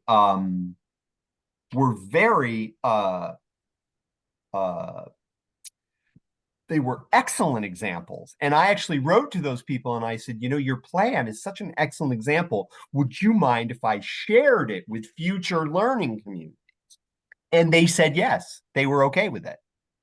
So let me work on that. Since Ashley asked, we have Ashley to thank for it. I'm going to put some applause in the in my thing for Ashley. And since Ashley asked for it, we will work on getting you a copy of an example. And remember, it's one example. Okay, it's just one example. And you're going to come up with your own. Okay, fantastic. Are there any other comments or questions or concerns about the professional? Oh, you're welcome, Ashley. Thank you for asking. Are there any other comments or questions about the professional development plan document? And again, this is not the last time we're entertaining comments or questions about that. Okay. Melissa, can I ask you a follow-up question? So if you were going to underline one takeaway for you about this particular document, what would it be? Melissa Miller, right? Yeah. A takeaway from this document? Yeah. That is just informing our conversation. It doesn't have to be scary. Thank you. And Melissa Miller, please confirm that I neither spoke to you before asking that question, nor did I pay you to give that answer. Well, I was the one that said supervision can be scary if you don't feel the safety and the trust. So that's probably why I got picked on. Fantastic. Thank you so much. All right, folks, we are going to switch to the resource, the one that you are going to use to develop your professional development plan. Okay? And to Elaine's question, the element, you will be choosing either knowledge, skill, or attitude, and it may be all three with this particular competency, but those are the elements of each competency. And some of the competencies, which is interesting to me, some of them don't have all three, but some do. Okay, but let's walk through one. So let me share my screen and share that document with you. And I'm pretty sure I can do that. Hold on just one second. This is still the professional development plan. And let me also remind you, since I'm showing you this right now, let me also remind you, you'll see that present level of proficiency from rating forms and level of proficiency to be achieved, that first box, the present level of proficiency, you are going to be able to determine that using the rubric, which is another document. You have it already, but it's another document that will give you a ruler of how to determine where the supervisee currently is. Are they at 1, 2, 3, or 4? And then based on where they are, you're going to realistically be thinking about what is the end. And I'm thinking of Elaine as I say this, you're going to be realistically thinking about what level of proficiency are you going to help this person move to with the activities of this particular professional development plan. Okay, but you're going to determine that present level, and don't worry about this yet. You're going to determine that present level of proficiency using the rubric document, which acts as the ruler. Okay, so let me get rid of that for a minute, and let me get the other document for you. So this is the document. Now, this is TAP 21. folks, this is the tool, in addition to the rubric, the ruler, this is the tool you are going to be using when you develop your professional development plan. Remember, it's the addiction counseling competencies. This is the tool you're going to be using. Okay?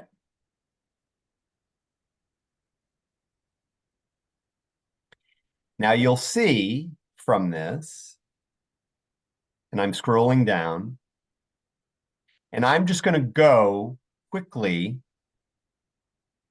because I do have something I'm going to ask you to do related to this. I'm just going to go to one of the competencies. And hopefully nobody will have seizures or get that I'm scrolling through this very fast.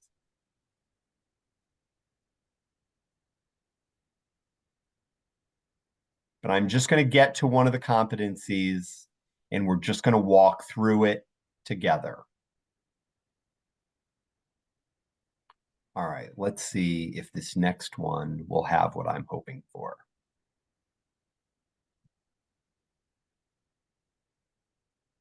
Yep. So this is competency 37.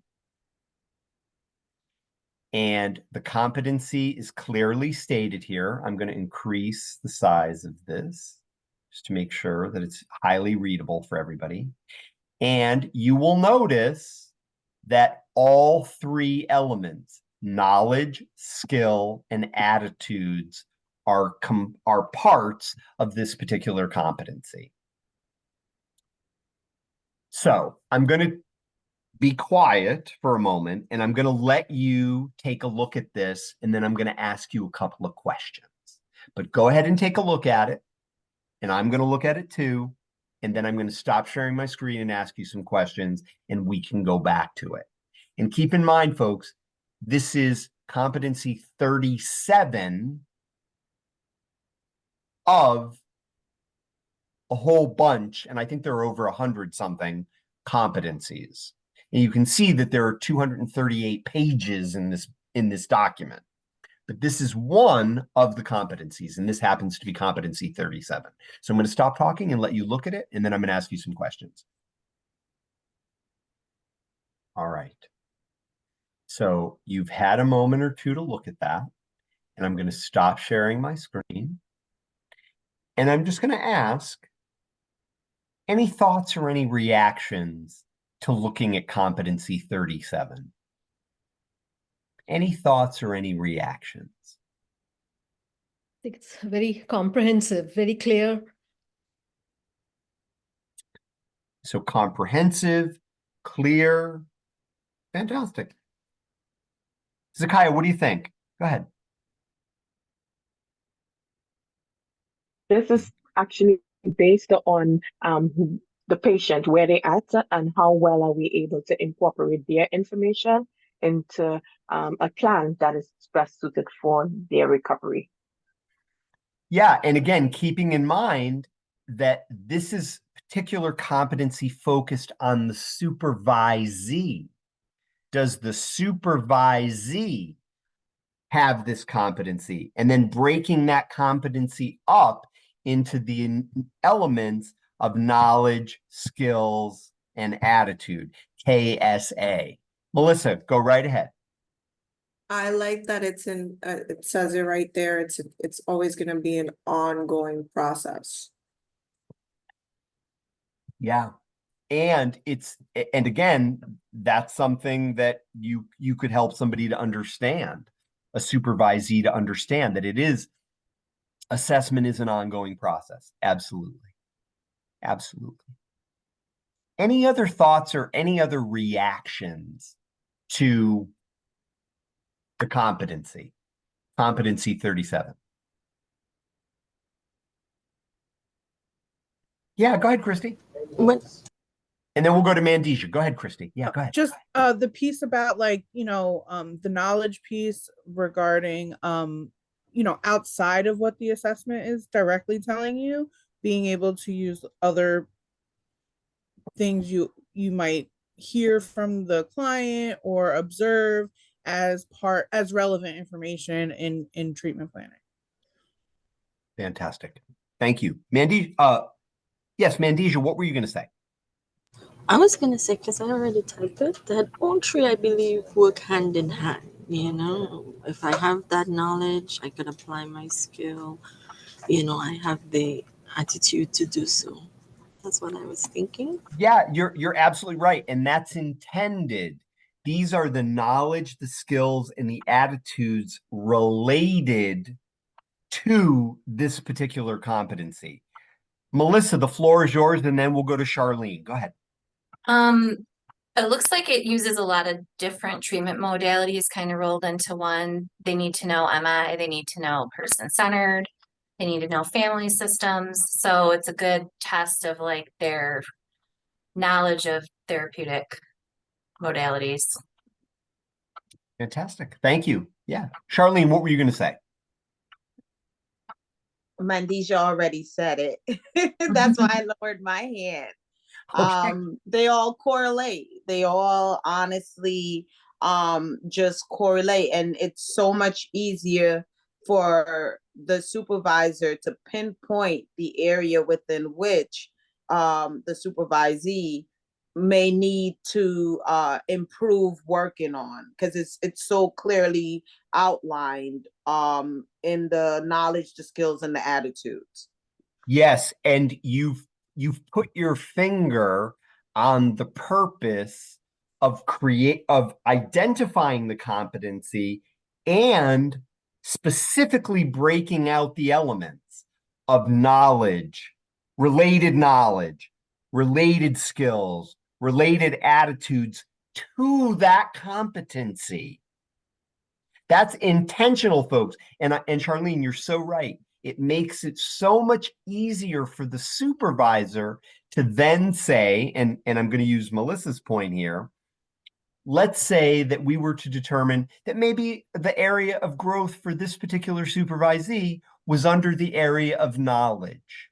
And maybe what they needed to increase their knowledge on was the trans-theoretical model or the stages of change model, because that was going to further flesh out their ability to assess somebody.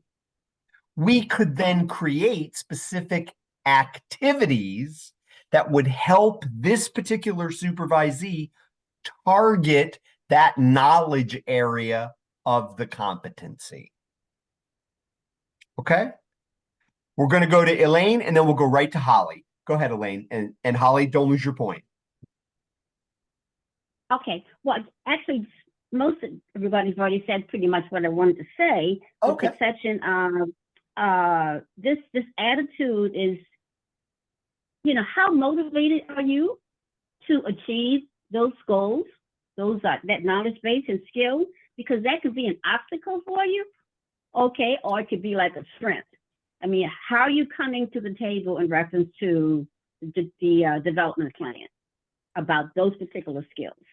Yes, and let me just underline how to help the supervisee develop, not the client. Yes. Right. I know it's very easy to fall in between the client and but we're keeping that supervisory boundary. Our supervisees are not our clients. But to your point, Elaine, that may be like I'm thinking as you said that, it made me think like, let's say the supervisee is super motivated, and I might acknowledge in the strengths. Supervisee has expressed numerous times the desire to increase knowledge level about the process of assessment. And I might include that in the strengths. It also could be a challenge. I might also need to note, supervisee has not expressed or been open to. So depending on where that person is coming from, we would want to include that in strengths or challenges if it was related. Holly, what were you going to add? I was just going to say that the knowledge section in 37 seems connected to earlier competencies that are foundational, I guess, to this competency. So my question then is, and for the purpose of our assignment, we're only going to focus on one. And That's so right. today we're focusing on one. But That's right. in an actual application of this process, how many? Because there are competencies that like you wouldn't get to, but you also have to get to at the same time you're getting to this one. Understood, Holly. And to Holly's point, And there's 100, over 100. there are many. That's a Yeah. lot. Yes, it's a lot. And to your point, keeping in mind, folks, that the supervisee is going through a developmental process. Mm-hmm. Therefore, you as the supervisor have to determine how to stage, and I mean that in the sense of what are you going to focus on first, and how is what you're focusing on preparing the way to develop further competencies. And that's partly part of your subjective analysis of the situation. So it's not like you're just randomly opening the book and saying, let's focus on 37 today. Right, exactly. Where you like put the blindfold on and stick a pin in the book. That's not, you're going to have an understanding of what is the universe of these competencies and the depth of these competencies and what is relevant and appropriate at this moment in this person's professional development. So your point is a really good one, Holly, that this competency is potentially presupposing the achievement of earlier competencies.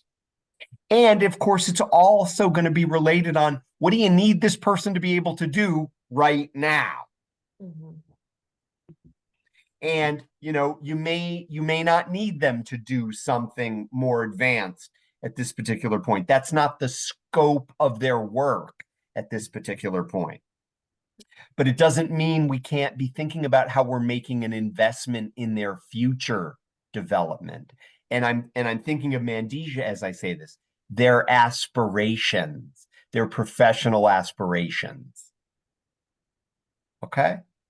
So the thing I really want you to take away, folks, and the opportunity that I'm going to ask you to engage in and prepare for when we see each other next time is I'm going to ask you to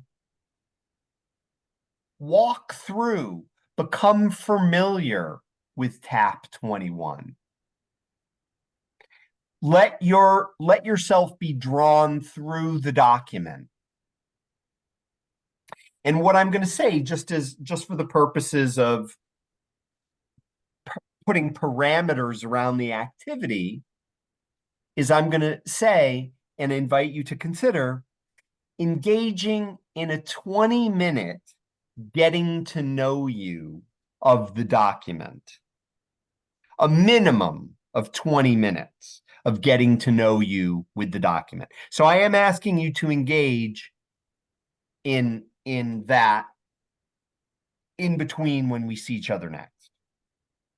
What I'm going to ask you to prepare and be able to start our learning community conversation with when we meet next is what I'm going to ask you to prepare is in your 20 minutes. And if you want to spend more time, you can. But what I'm going to ask you to is invest at least a minimum of 20 minutes.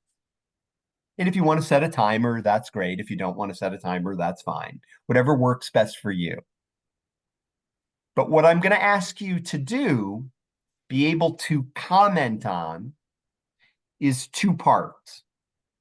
Part one, what's your overall impression, reaction to the document? One, overall impression, reaction to the document. Two, what's one specific takeaway for you as a supervisor? Overall reaction, impression. What's one specific takeaway for you as a clinical supervisor? And what I will also ask, is there anyone who would be willing at this particular moment to volunteer to be the first person to kick us off in that conversation when we meet next time? And again, what you would be, Charlene, are you volunteering? Yes, Did you sir. Oh, fantastic. Great. So Charlene will kick us off. And again, overall impression, reaction to your 20-minute. And again, if you want to spend more than 20 minutes, that's fine. But at least a minimum of 20 minutes, getting to know you with the document. And then one specific takeaway as a clinical supervisor from your getting to know you with this particular document. Does anybody have any comments or questions to what I'm asking you to prepare for next time? Charlene, go ahead. You have a question. Yeah. So just to clarify, Yeah. we are doing the getting to know you on our PDP. No. And I'm so glad you asked that. No. What you are doing, you're getting to know you on is the TAP 21 document. The 121 competencies. Yes. Yeah. Yeah. You're and yeah. And do you want to change your volunteer status to start us off next time? No, I'm kidding. No, okay. It's fine. It's and the reason why I ask is because I know that we're using the competencies, but I'm grateful that I asked the question because me listening internalized that we're using it to say how we feel about this document based on the competencies that we have, but we're just focusing strictly on the competencies on the document, the whole document. Okay. Yep. You're just doing a getting to know you of the TAP 21 document. You're sharing your overall reaction, and that number one, you're sharing your overall reaction, impressions of it. And then number two, you're sharing as a clinical supervisor, what's one specific takeaway based on your getting to know you of that document, the TAP 21. Got it. Fantastic. Any other comments or questions about what I'm asking you to prepare for next?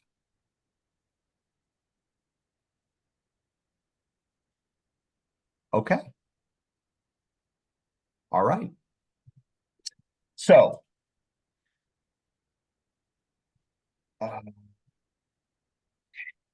good. So again, folks, what I want to make a connection for you is that the professional development plan, which is a separate document, when you do that assignment, you're simply going to be identifying, and again, we'll determine which supervisee or what supervisee you're focusing on, okay? You're going to determine one capacity, one competency from that document that's related to that supervisee. That's going to be the target of your professional development plan. Once you've determined that capacity, that competency for your supervisee in the professional development plan that you're developing, you're going to then look at what is the knowledge area, what is the skill area, or what is the attitude area that you, or it might be a knowledge and an attitude, or it might be a skill and an attitude. Yes, but you're only using one competency, Elaine. You're absolutely right. You're only using one for the purposes of this assignment. And to Holly's point, if you were going to be applying this, quote unquote, to a real life situation, you might be identifying 2 or 3 competencies. But again, you're thinking as the supervisor, how am I supporting this person's professional development where they are at this particular moment? And I don't want to overwhelm them. I don't want to overwhelm. Yeah, go. Do you want to say something, Holly? Go ahead. No, my original question was looking at like 2 or 3, right? Yeah. Like what is that magic number that you really would not go beyond to, because I mean, one, you could have a supervisee who wanted goals on every competency all at the same time, and that's just going to be too much. And then you can speak to that. But I think that's really helpful. Like you keep it simple and focused. And because it's related to other competencies, you'll be building more broadly their skill sets and giving them success rather than thinking about how little they know. Absolutely. And before we go to Charlene, don't lose your point. I also want to share, I'm making an I statement here, okay? So take it for what it's worth. I'm making an I statement. I have the great opportunity to listen to people's audio recordings when they're practicing motivational interviewing. I have the great opportunity to use a validated instrument to code those audio recordings and to provide individuals with strengths-based, capacity building feedback on their practice of motivational interviewing. And Holly, thank you for the opportunity to make this I statement. I have found when I'm offering coaching based on the results of my using a validated scientific instrument to identify their strengths and their growth opportunities, I have found that giving them feedback on 1 or possibly 2 at most growth opportunities is a great way to help support their practice growth. I may identify 6 things that they could focus on. When I give them their feedback from this audio recording, I prioritize 1 or 2 of them. Because, and I love the way Holly put this, because I want to support this person's increase in confidence and professional development. I'm not trying to overwhelm them or come from the perspective of, you sure have an awful lot to do in order to reach. You know what I mean? That is not the attitude. Right, exactly, Holly. It's more like this. I do not want to go, into that attitude. So, end of my I statement. Charlene, thank you for your patience. The floor is yours. Lowered my hands because you hit the nail on the head with the priority. And that's the only thing I was gonna follow up on. It forces the supervisor to prioritize, what it is they feel is more beneficial to the supervisee's development at that point in time. And it just serves as a reminder that this is a learning process. This is a developmental process, and it's going to take some time. The other thing is that, as was previously mentioned, these competencies, a lot of them incorporate other competencies.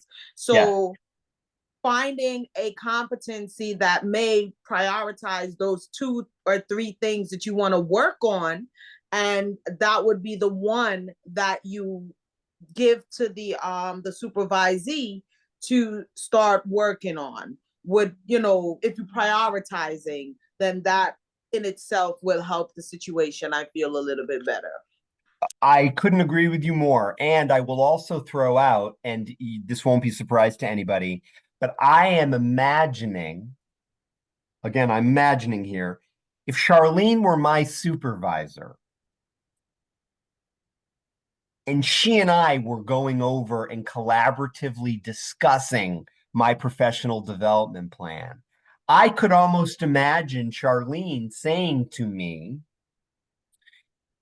you know, Paul, as I've had the opportunity to observe your work and see the strengths that you brought to your work and the growth opportunities that you brought to your work, you know, these are a number of the strengths that I've seen. And she would enumerate those and elaborate them, and we would discuss them.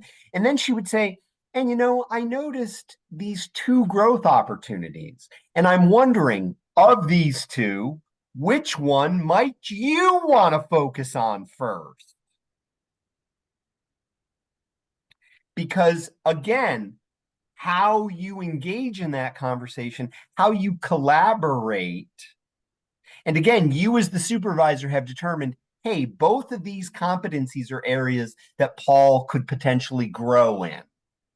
But let's check in with Paul and see what Paul might want to tackle first, or what Paul may want to focus on first.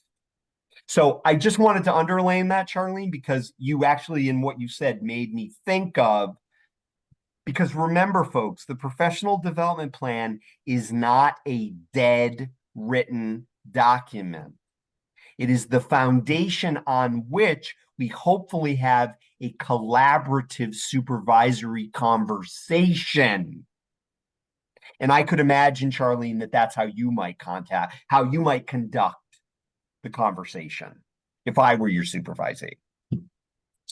Or maybe it's my wish, and I'm thinking of what Kala said before. Maybe that would be my wish, that my supervisor might give me a choice about what I could focus on.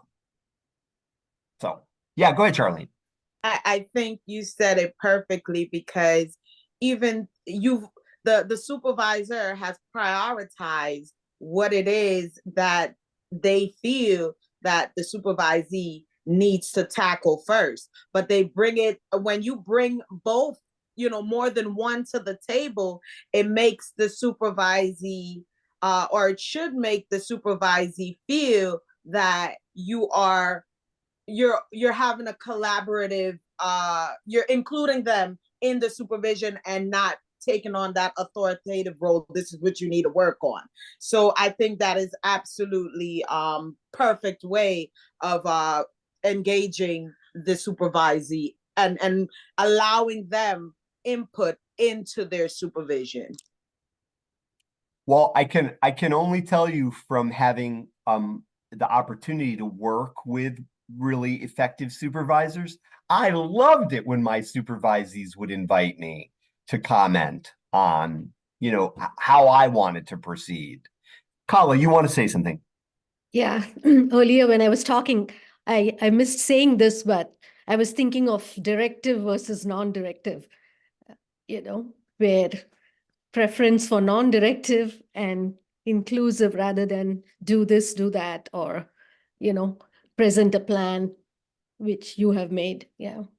Yeah, absolutely. And I'll tell you, I think that there's an inherent trap sometimes in the role of supervisor where it's easy to fall into directive. And maybe I've gone too far in saying that, but I have seen supervisors embrace the idea that, well, I'm the supervisor and I'm supposed to be telling this person what to do. And, you know, talk about yeah, Patricia's shaking her head. And think about parallel process, folks, because how many clients like to be told what to do? Not many. Not many. Excellent. All right, folks. So I'm going to share my screen. We're going to touch on a couple of things informationally that I'd like to share with you, that I'd like you to just kind of consider and keep kind of in your back pocket. And I will leave a little bit of time at the end if you have any more comments or questions about what I'm asking you to prepare for next time. Okay, so that we can engage in that conversation. And again, Charlene, thank you for volunteering to be the kickoff person for when we meet next time. And again, folks, there's only one tool that you have not yet been introduced to that is going to support your successfully completing the assignment that you will do at the end, and that is the rubric tool. Okay? And that tool is simply to help you to determine, using that ruler, that objective ruler, where this person is in regard to that particular element, that knowledge element, that skill element, or that attitude element. Okay? And we will review that tool, so you will have everything that you need to successfully complete the assignment next time. Okay? But that's the only tool that we haven't reviewed yet.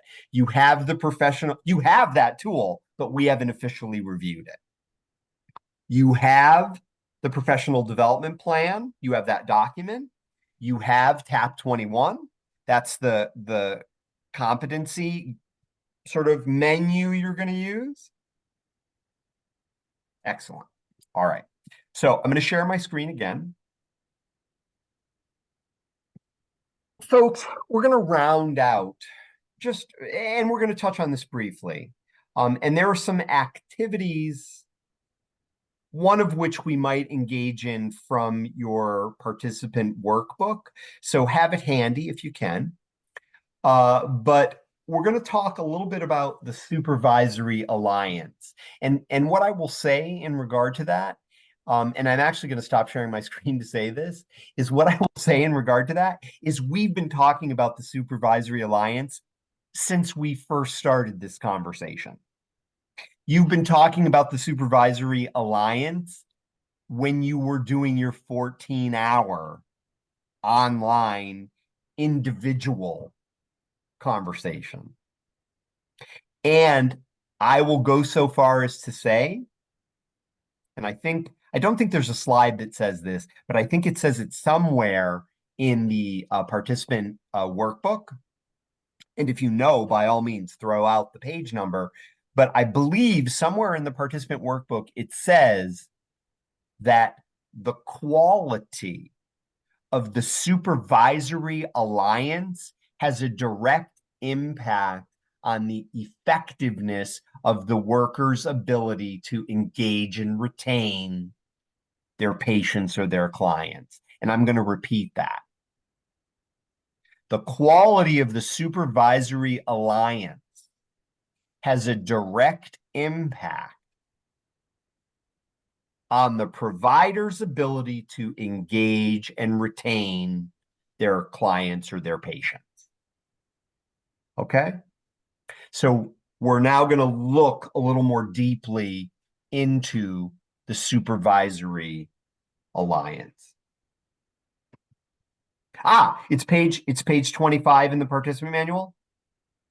Did I quote it correctly, Zakaya? Do you want to read that out? If you can you unmute? Do you want to read that out loud? It says this model introduced participants to the importance of an effective supervisory alliance, factors that influence the alliance, and method to address weaknesses and failures in the supervisory relationship. Fantastic. Thank you. Thank you. And that's page 25 in the participant workbook. Fantastic. All right. So as we look at the supervisory alliance, we are going to talk about the value of an effective supervisory alliance. I think I've already alluded to that. I think we've been alluding to that from the beginning. We've already talked about clearly the parallel process in the relationship, and we've acknowledged that the use of boundaries in order to assure that we are not crossing over into, quote unquote, providing therapy for our supervisees. And the idea that we want to strengthen and engage in compromise in the supervisory alliance. That, supervision is not my way or the highway. And sadly, adopting that perspective often causes significant turnover of staff. And it's important to acknowledge that sometimes conflict can be part of supervision, and the idea that we want to try and minimize or resolve conflict. And I'm going to speak about parallel process because, folks, wouldn't it be fair to say that sometimes conflict occurs between counselors and their patients? Yeah. So that happens, and it's fair to imagine that conflict would also happen in between supervisors and supervisees. Now, it's very funny. I hadn't planned to do this, but somehow just saying that makes me want to take a quick poll of everybody in our learning community. And my question to you is on a scale of 1 to 10, 1 being you don't like conflict at all, and 10, you really like conflict. You're very conflict positive. On a scale of 1 to 10, where I love it. Zakaya put 25, but actually you meant that as a page number. I know, I'm teasing you, Zakaya. But Mandisha put 0. So you'll notice that not everybody is either saying 0 or 10. We all have our own relationships with conflict. And one thing that I'd like to throw out, and I don't think this is in the participant manual, but I want to throw it out there because this learning community conversation is about us having an opportunity to reflect together, is I want you to really think about what is your relationship and what is your feeling about conflict. And the reason I'm asking you to consider that is because sometimes conflict is inevitable, folks, and it has to be addressed. And if you're conflict avoidant,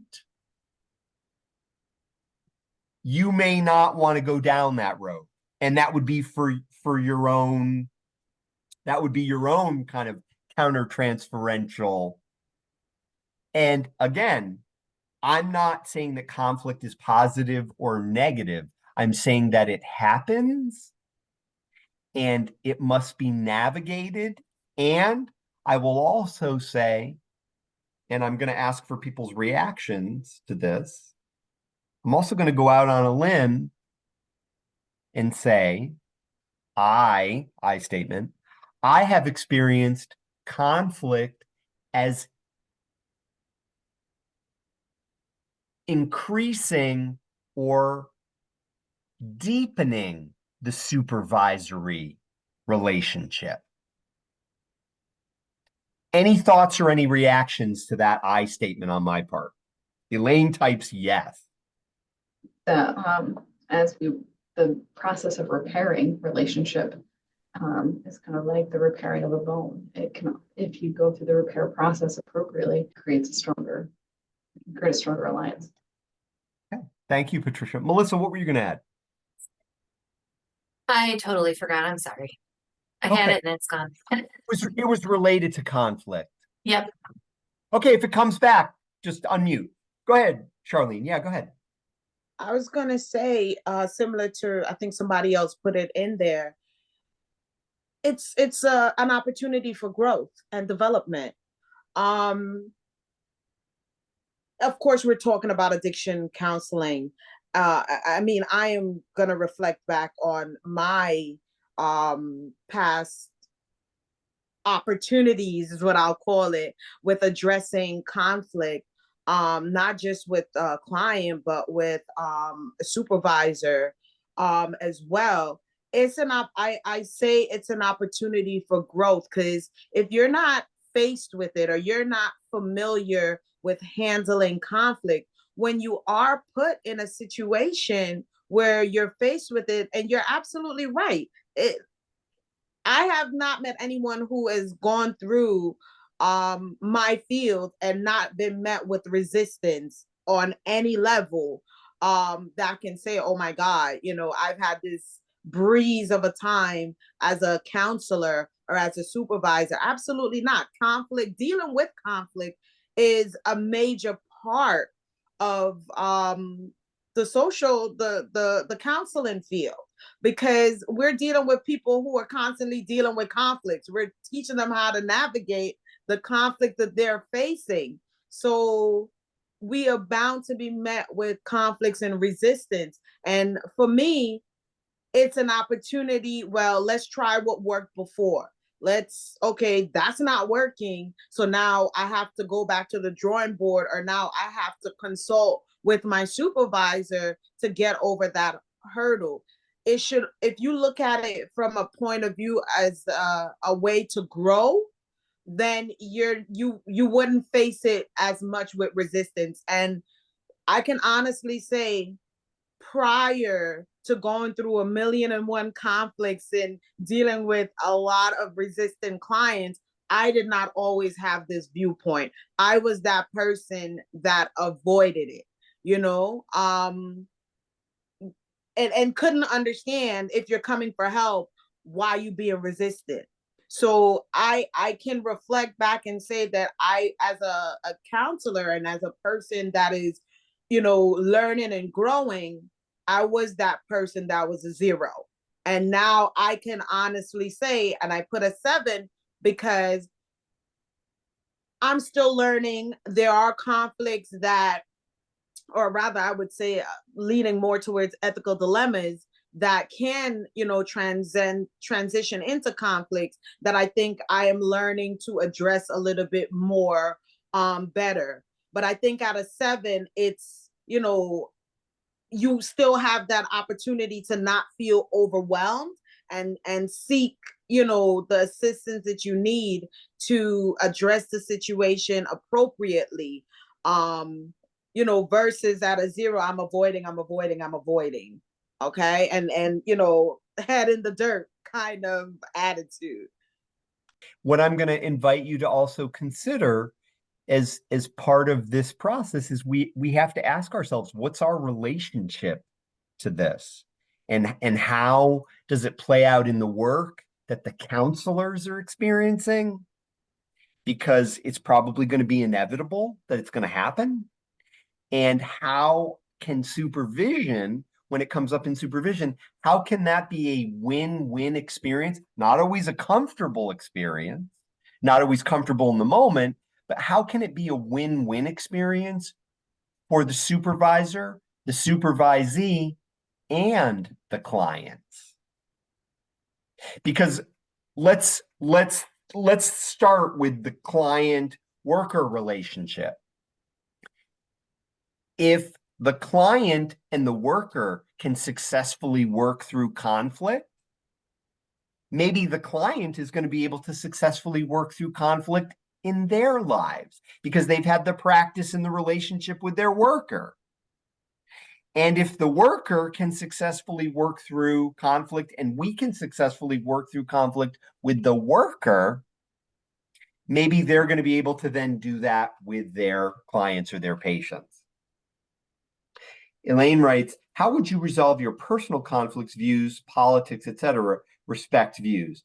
Yeah, you know, interesting question, because what role are your personal views, politics, whatever, playing or impacting the work? And that's a boundary issue again. Because let's face it, folks, we as supervisors have our own unique attitudes, values, and beliefs. Workers have the same, and they're going to be bumping up against each other in supervision as well as in service provision. And professionals are able to do their work even if they share different values or views than the people they supervise or the people that they provide services to. And that's part of what, quote unquote, professional providers build their competencies toward. the ability to do that and to maintain those boundaries. I'm going to share my screen again. And I'm going to suggest that we touch on a couple of things. One of them is I love these elements that characterize what is considered an excellent supervisory alliance. And I don't know if it was Alex who said this on day one. I think it may be. It may be somebody else who said it. And it's been repeated several times since, is this level of trust. And I will also go so far as to say, folks, keeping in mind that trust is grown, it's not necessarily immediate.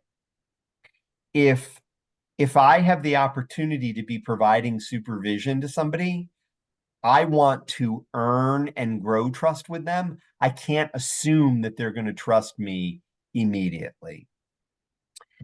Also, and somebody alluded to this earlier, the idea that we want to support supervisees to increase their self-efficacy and sort of free us from micromanagement. And, in addition to increasing comfort, we also want to help people to feel more competent and confident in what they do. And creating an environment where people can do that can be really helpful. Charlene writes, supervision versus service provision, boundary parameters. Charlene, do you want to say a little bit about that? I'm not exactly sure what you mean, or if that was relating to what Elaine was saying before. It was relating back to what you just said. I love the way you said it. It rhymed, it flowed. And if you keep in mind, this may help you from developing that counter transference in the when you're, using the psychodynamic model. Keep in mind supervision, not service provision. And that serve as a good boundary parameter to keep you from engaging in counter transference. Yes, thank you. Yeah, excellent. And I'm thinking of what Mandija said earlier about these higher levels of motivation for growth, because if you have these elements of effective supervisory alliance, you're also inviting people to take the risk to share their aspirations with us, that actually professional development can be an aspirational opportunity for the supervisee. And I would venture to guess, and I could be wrong, and perhaps I'm making an assumption, you all have aspirations about the kind of supervisor you want to grow into. I'm confident that everybody in this learning community brings a number of strengths to the supervisory alliance, the supervision conversation. And I would also venture to guess you've participated in this process. Yes, maybe you were mandated. Yes, maybe your license relies on it. And I'm also going to throw out that maybe people also have aspirations about growth that they want to achieve as a supervisor, or competencies they'd like to attain. And hopefully, counselors will feel more satisfied and confident and competent in their role. And hopefully that will bear fruit in their interactions with the people that they're providing services to. That the person feels excited about the fact that they're learning something new. They feel fulfilled that they've achieved a certain competency, or they're striving toward a competency so they can better serve the people that they're sitting across from. And I'm wondering, is there anything that you think should be on this list that isn't here? Is there anything else that you would throw out that you think is a hallmark? Confident and competent. Yes. The two C's, confident and competent. Yep. Is there anything else that people think would be a hallmark of what is a sign or symptom of the effective supervisory alliance? Yes. Yeah. Maybe the 3 C's, Melissa. Consistency, confidence, and competence. Yeah, consistency. The fact that it's happening regularly. And that maybe somebody's ability to engage and retain clients is consistent too across their caseload. So these are basically 4, and I love this, helpful tips. These are 4 helpful tips about creating an effective supervisory alliance. And what I'm going to ask as you look at these is see them as numbered 1 through 4. 1, 2, 3, 4. And what I'm going to ask is, using the chat, could you just underline by typing the number in the chat, if they're numbered 1 through 4, which one of these do you think is the hottest tip or the most helpful or effective tip? And I'm just curious to see what your thoughts are about that. And I think really there are tips to be used in combination, in tandem, but I'm very curious as to what your thought is about which one might be the hottest tip of the 1 through 4. Wow.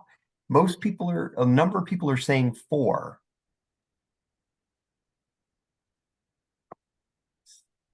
Two, 2, 2, 4, 4, 4, 4, 3, 4. Okay. Okay. 3. Okay. All right. And again, my sense is that these tips are intended to be considered in combination, and they can definitely add to and support this idea of effective supervisory alliance. Yep, 4 and 3. Okay, excellent. These are some of the challenges, as we know. Boundary issues, dual relationships, power and authority, interpersonal processes, again, the countertransference or the transference, conflicts, supervisee resistance, and I love the fact that this slide is also noting supervisor resistance, that we as supervisors can be, quote unquote, resistant. I'm wondering, does somebody want to comment on something? Did somebody unmute? Do you want to comment on something? If you do, feel free. I'll take down the slide. Can I speak to self-disclosure? I can. And I'm going to stop sharing my screen. And what I would throw out in terms of self-disclosure, folks, and again, I'm going to note parallel process here. We need to be thinking about, Elaine, if I'm understanding your question, speaking about self-disclosure during the supervisory alliance. Yeah.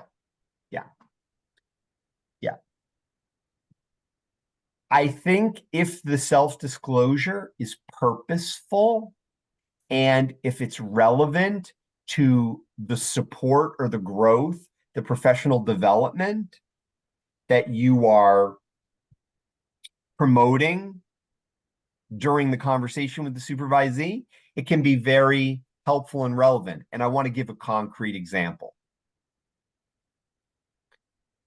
I have had the opportunity as a clinical supervisor to support other clinicians who were facilitating support groups. So these were self-help, closed, ongoing support groups. At one time, I provided clinical supervision to 40 mental health professionals in a group setting, by the way. That was the model that we used.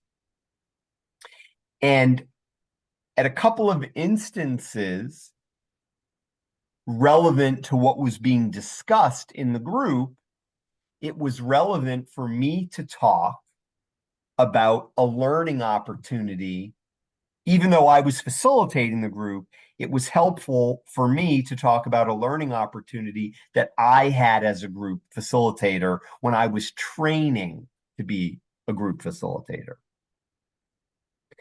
And it was a story that talked about the importance of debriefing after a group. And I'll just share briefly what it was that I would say to people. And again, this was only when it was relevant to what we were discussing within the frame of the group. I would tell the group that if a co-facilitator who had much more experience than I did, and I, when I was learning how to facilitate groups, we were co-facilitating a group together. And I noticed that one of the participants who came into the group looked like he had spilled water all over the front and down his pants. And it immediately stood out to me. And I didn't know how to address the issue in a way that wouldn't sort of put him on the spot in the group or whatever.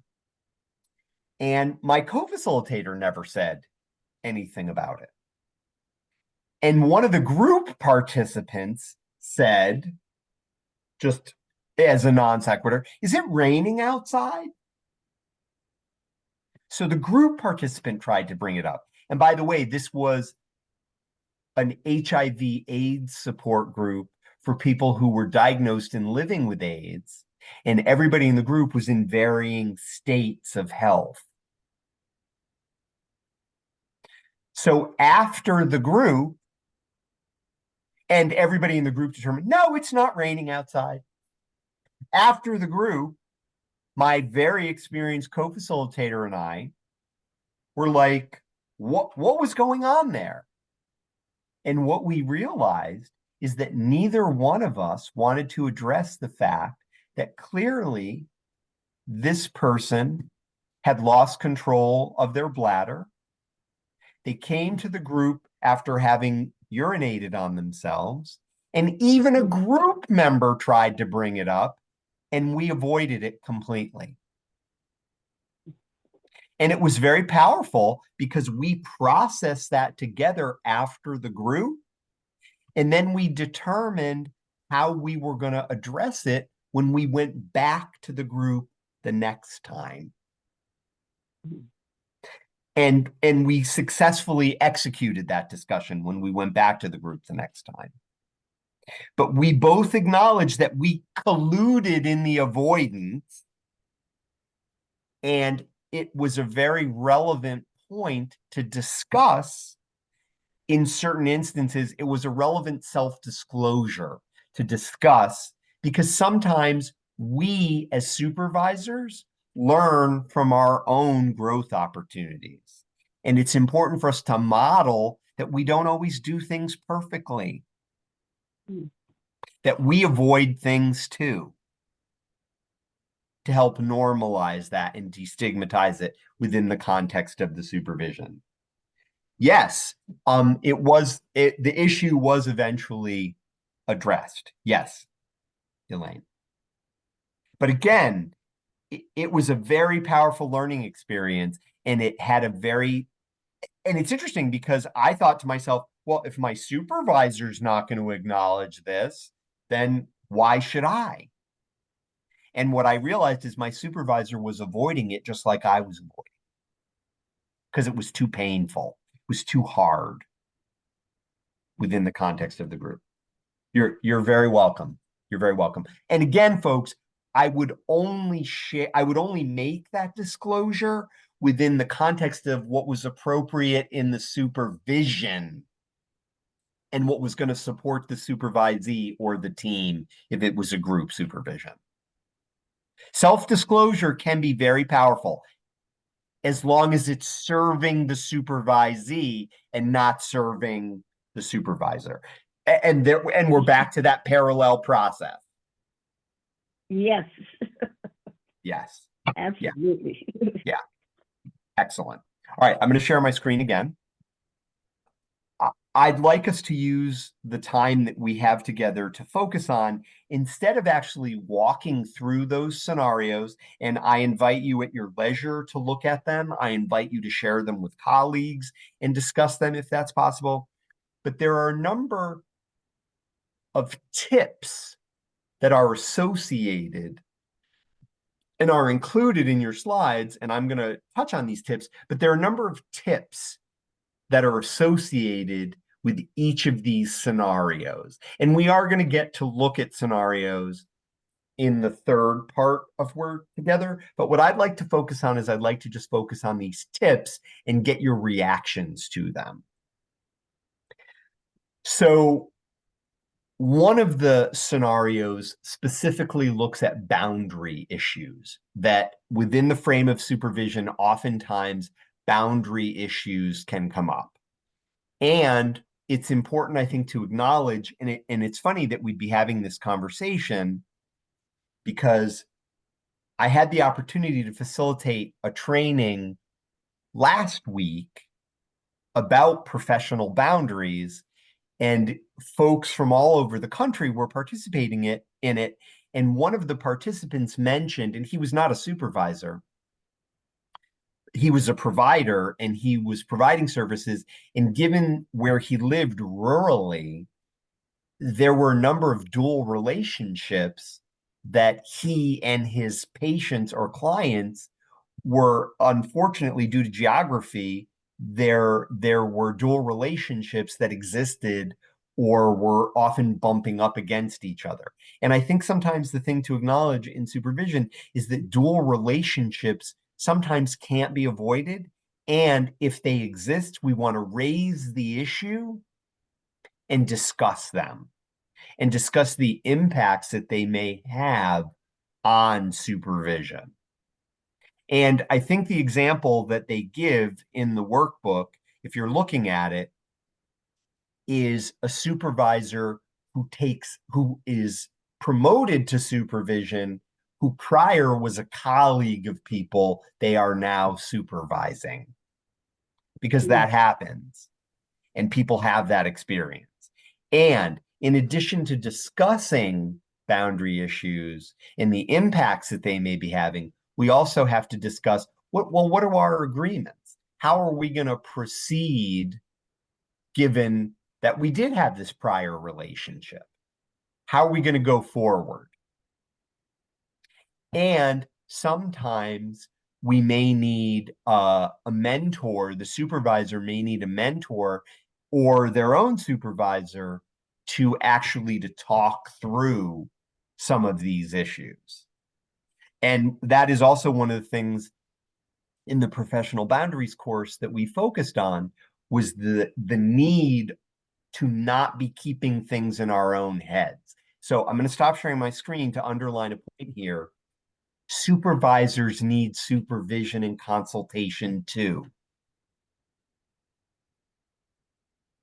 Supervisors are not islands.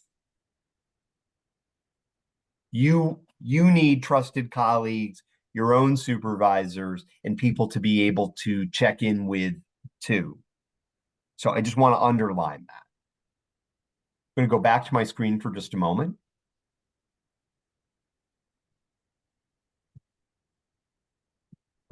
Also, this idea of power and authority, regardless of our orientation, regardless of how we want to present, simply because we are supervisors, we are endowed with a certain degree of power and authority. And let's face it, folks, let's keep it really real. And I love how this first bullet does this, is we evaluate supervisors' performance, and we also evaluate pay increases and promotions and all of these things. And that exists, and that's real, and it's particularly real and probably of concern for supervisees, because we are, quote unquote, their supervisor. And the idea that that evaluative structure is part of the relationship. And we want to own that. And we want to be clear about the criteria for evaluation. We want to discuss the goals of supervision. And this is also where the professional development plan that's based on identified competencies that are objectively evaluated using the rubric as a tool can help to create a sense of fairness and consistency. Because let's face it, folks, and I'm going to say this, I'm making an I statement here. Take it for what it's worth. There are some supervisees I've liked much more than other supervisees. I'm going to admit that. I'm a human being, just like you're a human being. And that's not a bad thing. It's something we need to be aware of, and it's something we need to protect fairness, equality, and consistency in our approach. And the reality is there are going to be people that we connect with and that we feel much more in alignment with, and that it's much more pleasant and easy to talk with them. And then there are going to be other people where it may not be like that. And the bottom line of it is both of those opportunities are an opportunity for growth for us as supervisors. Ashley, please go ahead. So I can say that I kind of feel this way. It's very true with like a counselor patient aspect too, because there's going to be patients that we don't necessarily care for, but there's going to be ones that are a little bit easier to work with. So I think that I've just always tried to be mindful of those on both sides and just told myself, like, you can feel how you feel about someone, but you should never let them know that. So I try to really hold true to that. They should never, I guess really what I mean is they should never know if you don't care for them, right? I guess that's what I'm really trying to say on a personal level. Understood. And I think the thing to consider too, folks, is that there's transference and there's countertransference always at work. Always at work. And as the supervisor and as the counselor, we always want to be aware of it, and we always want to be creating that therapeutic environment and alignment that helps everybody to feel valued, respected, and gives everybody the opportunity to develop trust. Ideally.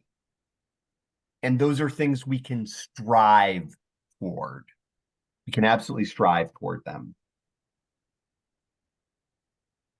Yeah, that can be very hard in terms of matching people.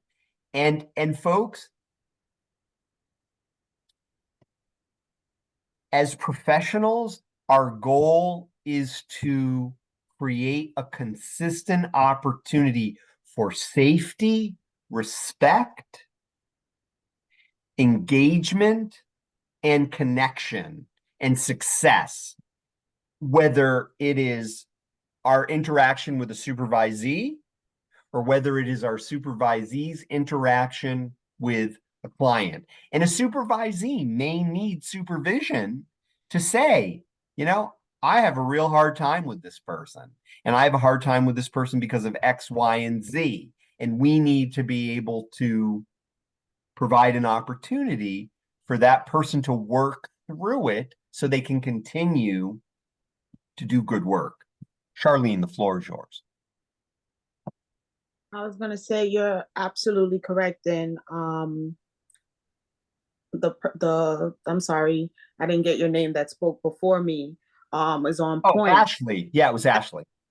Ashley, it's that it's I think Toni Morrison that said, you know, people will forget what you say and you do or something along those lines, but they'll never forget how you made them feel.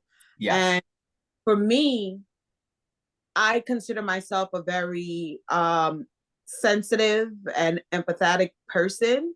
So I'm going to talk to you the way I would want someone to talk to me.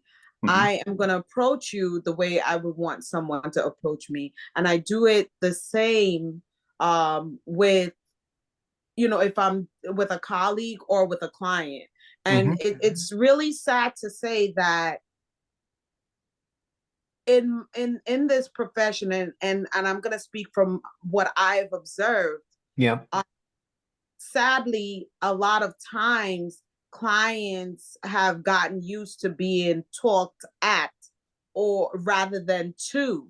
So when I express or, you know, try to engage and collaborate with them, it's like, oh, you're really great. And, you know, and I'm like, I'm not. I'm just treating you the way I would want to be treated, you know, not expecting that I would get the same reciprocation, but you got to put out what you want. And, you know, it's really, it just rubs me. And I'm not gonna, it puts a target on my back sometimes, I would say, but we have to remember as professionals that we are dealing with fellow human beings. Even though we are providing a service, we are providing a service to another human being. And I think sometimes, you know, our clients, whether we want to acknowledge it or not, sometimes we dehumanize them. We forget that we're talking to another person because we put this client tag on them. And, you know, for some reason or another, that takes away the human aspect. And I think that needs to be, I mean, in my experience, it needs to be brought back. And I get it, burnout plays a factor, lack of supervision may play a factor, but I've oftentimes in my, you know, in social service, have come to realize that, you know, we as professionals sometimes dehumanize our clients without even realizing it, because we forget that they're humans once we put that client attached to whatever it is we're working on, or patient. Yes, and you have just made a compelling argument for the deep need for clinical supervision. Because the clinical supervisor can bring the counselor back. They may have developed that response as self-protection. They may interact with patients or clients that way for a variety of reasons. And the role of clinical supervision can be to provide the context wherein that person gets to reflect on their practice and be guided to bring a humanistic approach to their interactions. And we can use specific competencies, and I'll go back to my very easy at-hand example of reflective listening. Because if that were, let's say if that were part of competency 37, in a professional development plan, in a supervisory conversation, you could help a supervisee to raise their awareness and grow their ability to interact with clients using that skill. And that's why the supervisor plays such a critically important role. Because you can help set the tone. Yes, it was actually, I could imagine Toni Morrison may have said something like that, but it actually is a quote from Maya Angelou. And I know that for a fact, and I think I'm right. I could be wrong. Correct me if I'm mistaken. But I think it's definitely Maya Angelou because it's Maya. Okay, all right. Because it's a quote that I use in the de-escalation training that I have the opportunity to do. So yes, but I could imagine Toni would agree with that too. I could totally imagine that Toni Morrison would have that humanistic perspective as well. So folks, I'm going to share my screen again, and then we're going to just take a couple of moments before we conclude to reflect on our time together today. Okay? So you can even be starting to kind of ponder that for yourself about your experience of today. Okay, but I'm going to share my screen and just cover a couple of other tips for you to consider. And again, these are in your slides. These are in your handouts. And I do want to just touch on the empower supervisee to increase their decision-making abilities, which again, to me, that is truly the essence of empowerment, when people can make decisions for themselves. And I'll go back to that example I gave. If I was in the supervisory conversation with Charlene, I can imagine that she might say to me, you know, I've identified these couple of growth opportunities, and I'm wondering, of these two, which one would you like to focus on? That's a way of saying, as the supervisor, I'm empowering you to choose your direction. And I love this last bullet: use authority to give power to those being led. You're authorized in your role to exercise power, and you can choose as the supervisor to share that power with the people, and again, that you're guiding and that you're leading and that you're supporting. Conflict. And again, we know that it can happen. The idea that we're open and that we're frank and that we create a space for a conversation that can involve conflict is of benefit. The idea that we have the opportunity to describe, each of us gets to contribute to what we would describe as a satisfactory relationship. And that we can talk about collaboratively identifying steps to achieve a satisfactory, quote unquote, relationship or a way of going forward, and that we can determine and gauge goals and similarities and differences. Because let's face it, folks, we may not share the same perspectives, goals as our supervisees, and it doesn't mean we can't hear theirs. It doesn't mean they can't hear ours, and it doesn't mean we can't find a middle ground. And we want to be actively listening to supervisees and underlining if they are expressing challenges, we want to let them know that we hear their challenges. This idea of recognizing, appreciating, and doing our best to understand where the counselor, the worker, the supervisee is coming from. And honestly, and you notice that I keep coming back to reflective listening, is that probably one of the greatest tools in terms of engaging in the process of trying to understand somebody is engaging in reflective listening. The idea that we are listening attentively, we are attempting to reflect back what we heard as opposed to waiting for our opportunity to speak. And there is a difference. And people can actually tell the difference. And those people could be supervisees, or they could be clients or patients. I think that is, through this whole process. And I think this is what you have impressed upon me with, is restating what the person is saying. Okay. And I think that's a good skill to have. Okay. Like paraphrasing, okay. And I think you do an excellent job with that. Thank you. Thank you. So that's a brownie point for you. Thank you. Thank you. Thank you. Your check is in the mail. No, I'm kidding. It'll be very small. So also, it's so funny. I love the fact that this says supervising the resistant counselor. Well, first of all, and I love that the first bullet is avoid labeling. And I'm going to stop sharing. No cost. Love that. Thank you. What I want to say about that is, and I love that slide, the irony of that, because if you've determined, my supervisee is resistant, you could already be in trouble. Yeah, because the labeling, and let's face it, folks, and I appreciate, the opportunity to reflect on this, that sometimes when we slap a label on something, it's our attempt to try and control it. It's our attempt to feel like I have some sort of mastery over this. Therefore, if this person is a resistant counselor, I know how to respond.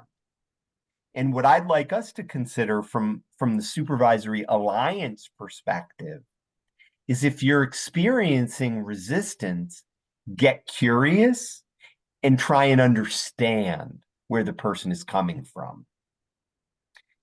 Because the label will create a barrier, the curiosity and the attempt to understand will create a relationship. I just throw that out there for consideration. Rather than label the person as being resistant, but they are exhibiting resistant behavior, I guess pointing out the behavior, for example, we previously discussed working on things in this manner, but I noticed that you're a bit hesitant or resistant to approaching it in this way. Can you help me to understand, why, you haven't, why you're hesitant or resistant to this approach? Just help me to understand a little bit more as to where you're coming from, so that we can better tackle the situation. So it's not that you're calling the person resistant, you're not labeling them, but you are, bringing, outing the elephant in the room in a way in which it can be tackled, and you're I guess confronting the resistant behavior head on. Yeah, and it's interesting because, and again, I'm going to own my orientation. As you described that, it didn't sound like a confrontation at all. It sounded like two things to me. And again, I want to acknowledge, and Patricia, I'm thinking of you when I say this, that, as a supervisor, I have my own conscious and unconscious biases, and I have my own blind spots. As I was hearing Charlene say what she said, what I was thinking is, wow, this supervisor is expressing curiosity about this, and they're trying to understand it from my perspective. And what I'll underline about that, folks, is that a supervisor can do that if that's what they're authentically and intentionally trying to do. If what you're really trying to do is confront the person, but do it in a non-backdoor kind of way. So it kind of raises the question, and Charlene, I love the fact that you raise this. It raises the question of being clear about what's your intention. And what I'd like to suggest is that if you approach something with curiosity and a sincere and authentic desire to understand, you literally are contributing more to developing a partnership. Now, it doesn't mean that you may not be really frustrated and angry that this person hasn't taken the next step, and that would be yours to manage and not to act out in the supervisory alliance or communication. So, Charlene, a very, very powerful example. Yes. And again, being curious and authentically trying to understand can be a way to build trust and collaboration.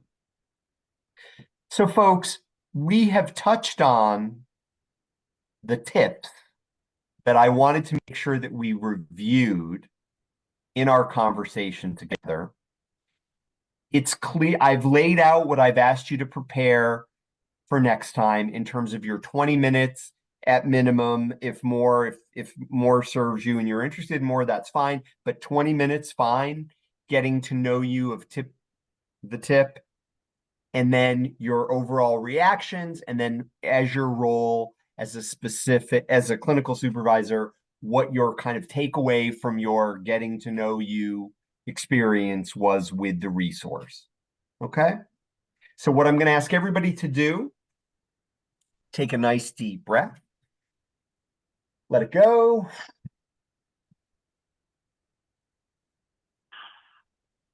I want to thank you for your focus on our time today. Thank you for what you brought to the conversation. I'm very much looking forward to part 3, although I have to admit I'm looking at it with a little bit of a bittersweet feeling, because the only next contact I'm going to have with you after that is getting your written professional development reports, which I'm really looking forward to. But I like it when we're together as a learning community and able to discuss things. So I'm sorry that the next 4 hours will be kind of the conclusion of this part of the conversation. That is the Kalsum, that is the oh, do you have a question about the assignment that I'm asking you to prepare for next time? Okay, I'll reiterate it. I'm asking you to look at the tip, and I'll bring it up and show it to everybody again. Hold on just a second. You're spending 20 minutes. Can everybody see it? For 20 minutes or more, you're acquainting yourself with TAP 21, the knowledge and the skills and attitudes of professional development. And this is for addiction counseling competencies. You're spending 20 minutes or more looking through this document, looking at some of the competencies, looking at the table of contents. You're spending 20 minutes or so looking at it. Then you're going to be prepared to discuss your overall impression, your thoughts, or your reactions to the document as a whole. That's part 1. Part 2 is that you're then, from the role of a clinical supervisor, you're going to share one takeaway based on your exposure to the document, one takeaway that you have about the document based on your getting to know it a little bit better, but from the perspective of a clinical supervisor. Okay? Kalsum, did that clarify it for you? Does that, any follow-up on that? Got it. Okay, great. Good. Okay. So again, folks, I want to thank you. We're at the top of the hour. Very much looking forward to seeing you next time. Take good care, and I'll see you next Tuesday. Thank you so much, everybody. Thank you. Thank you. Bye-bye.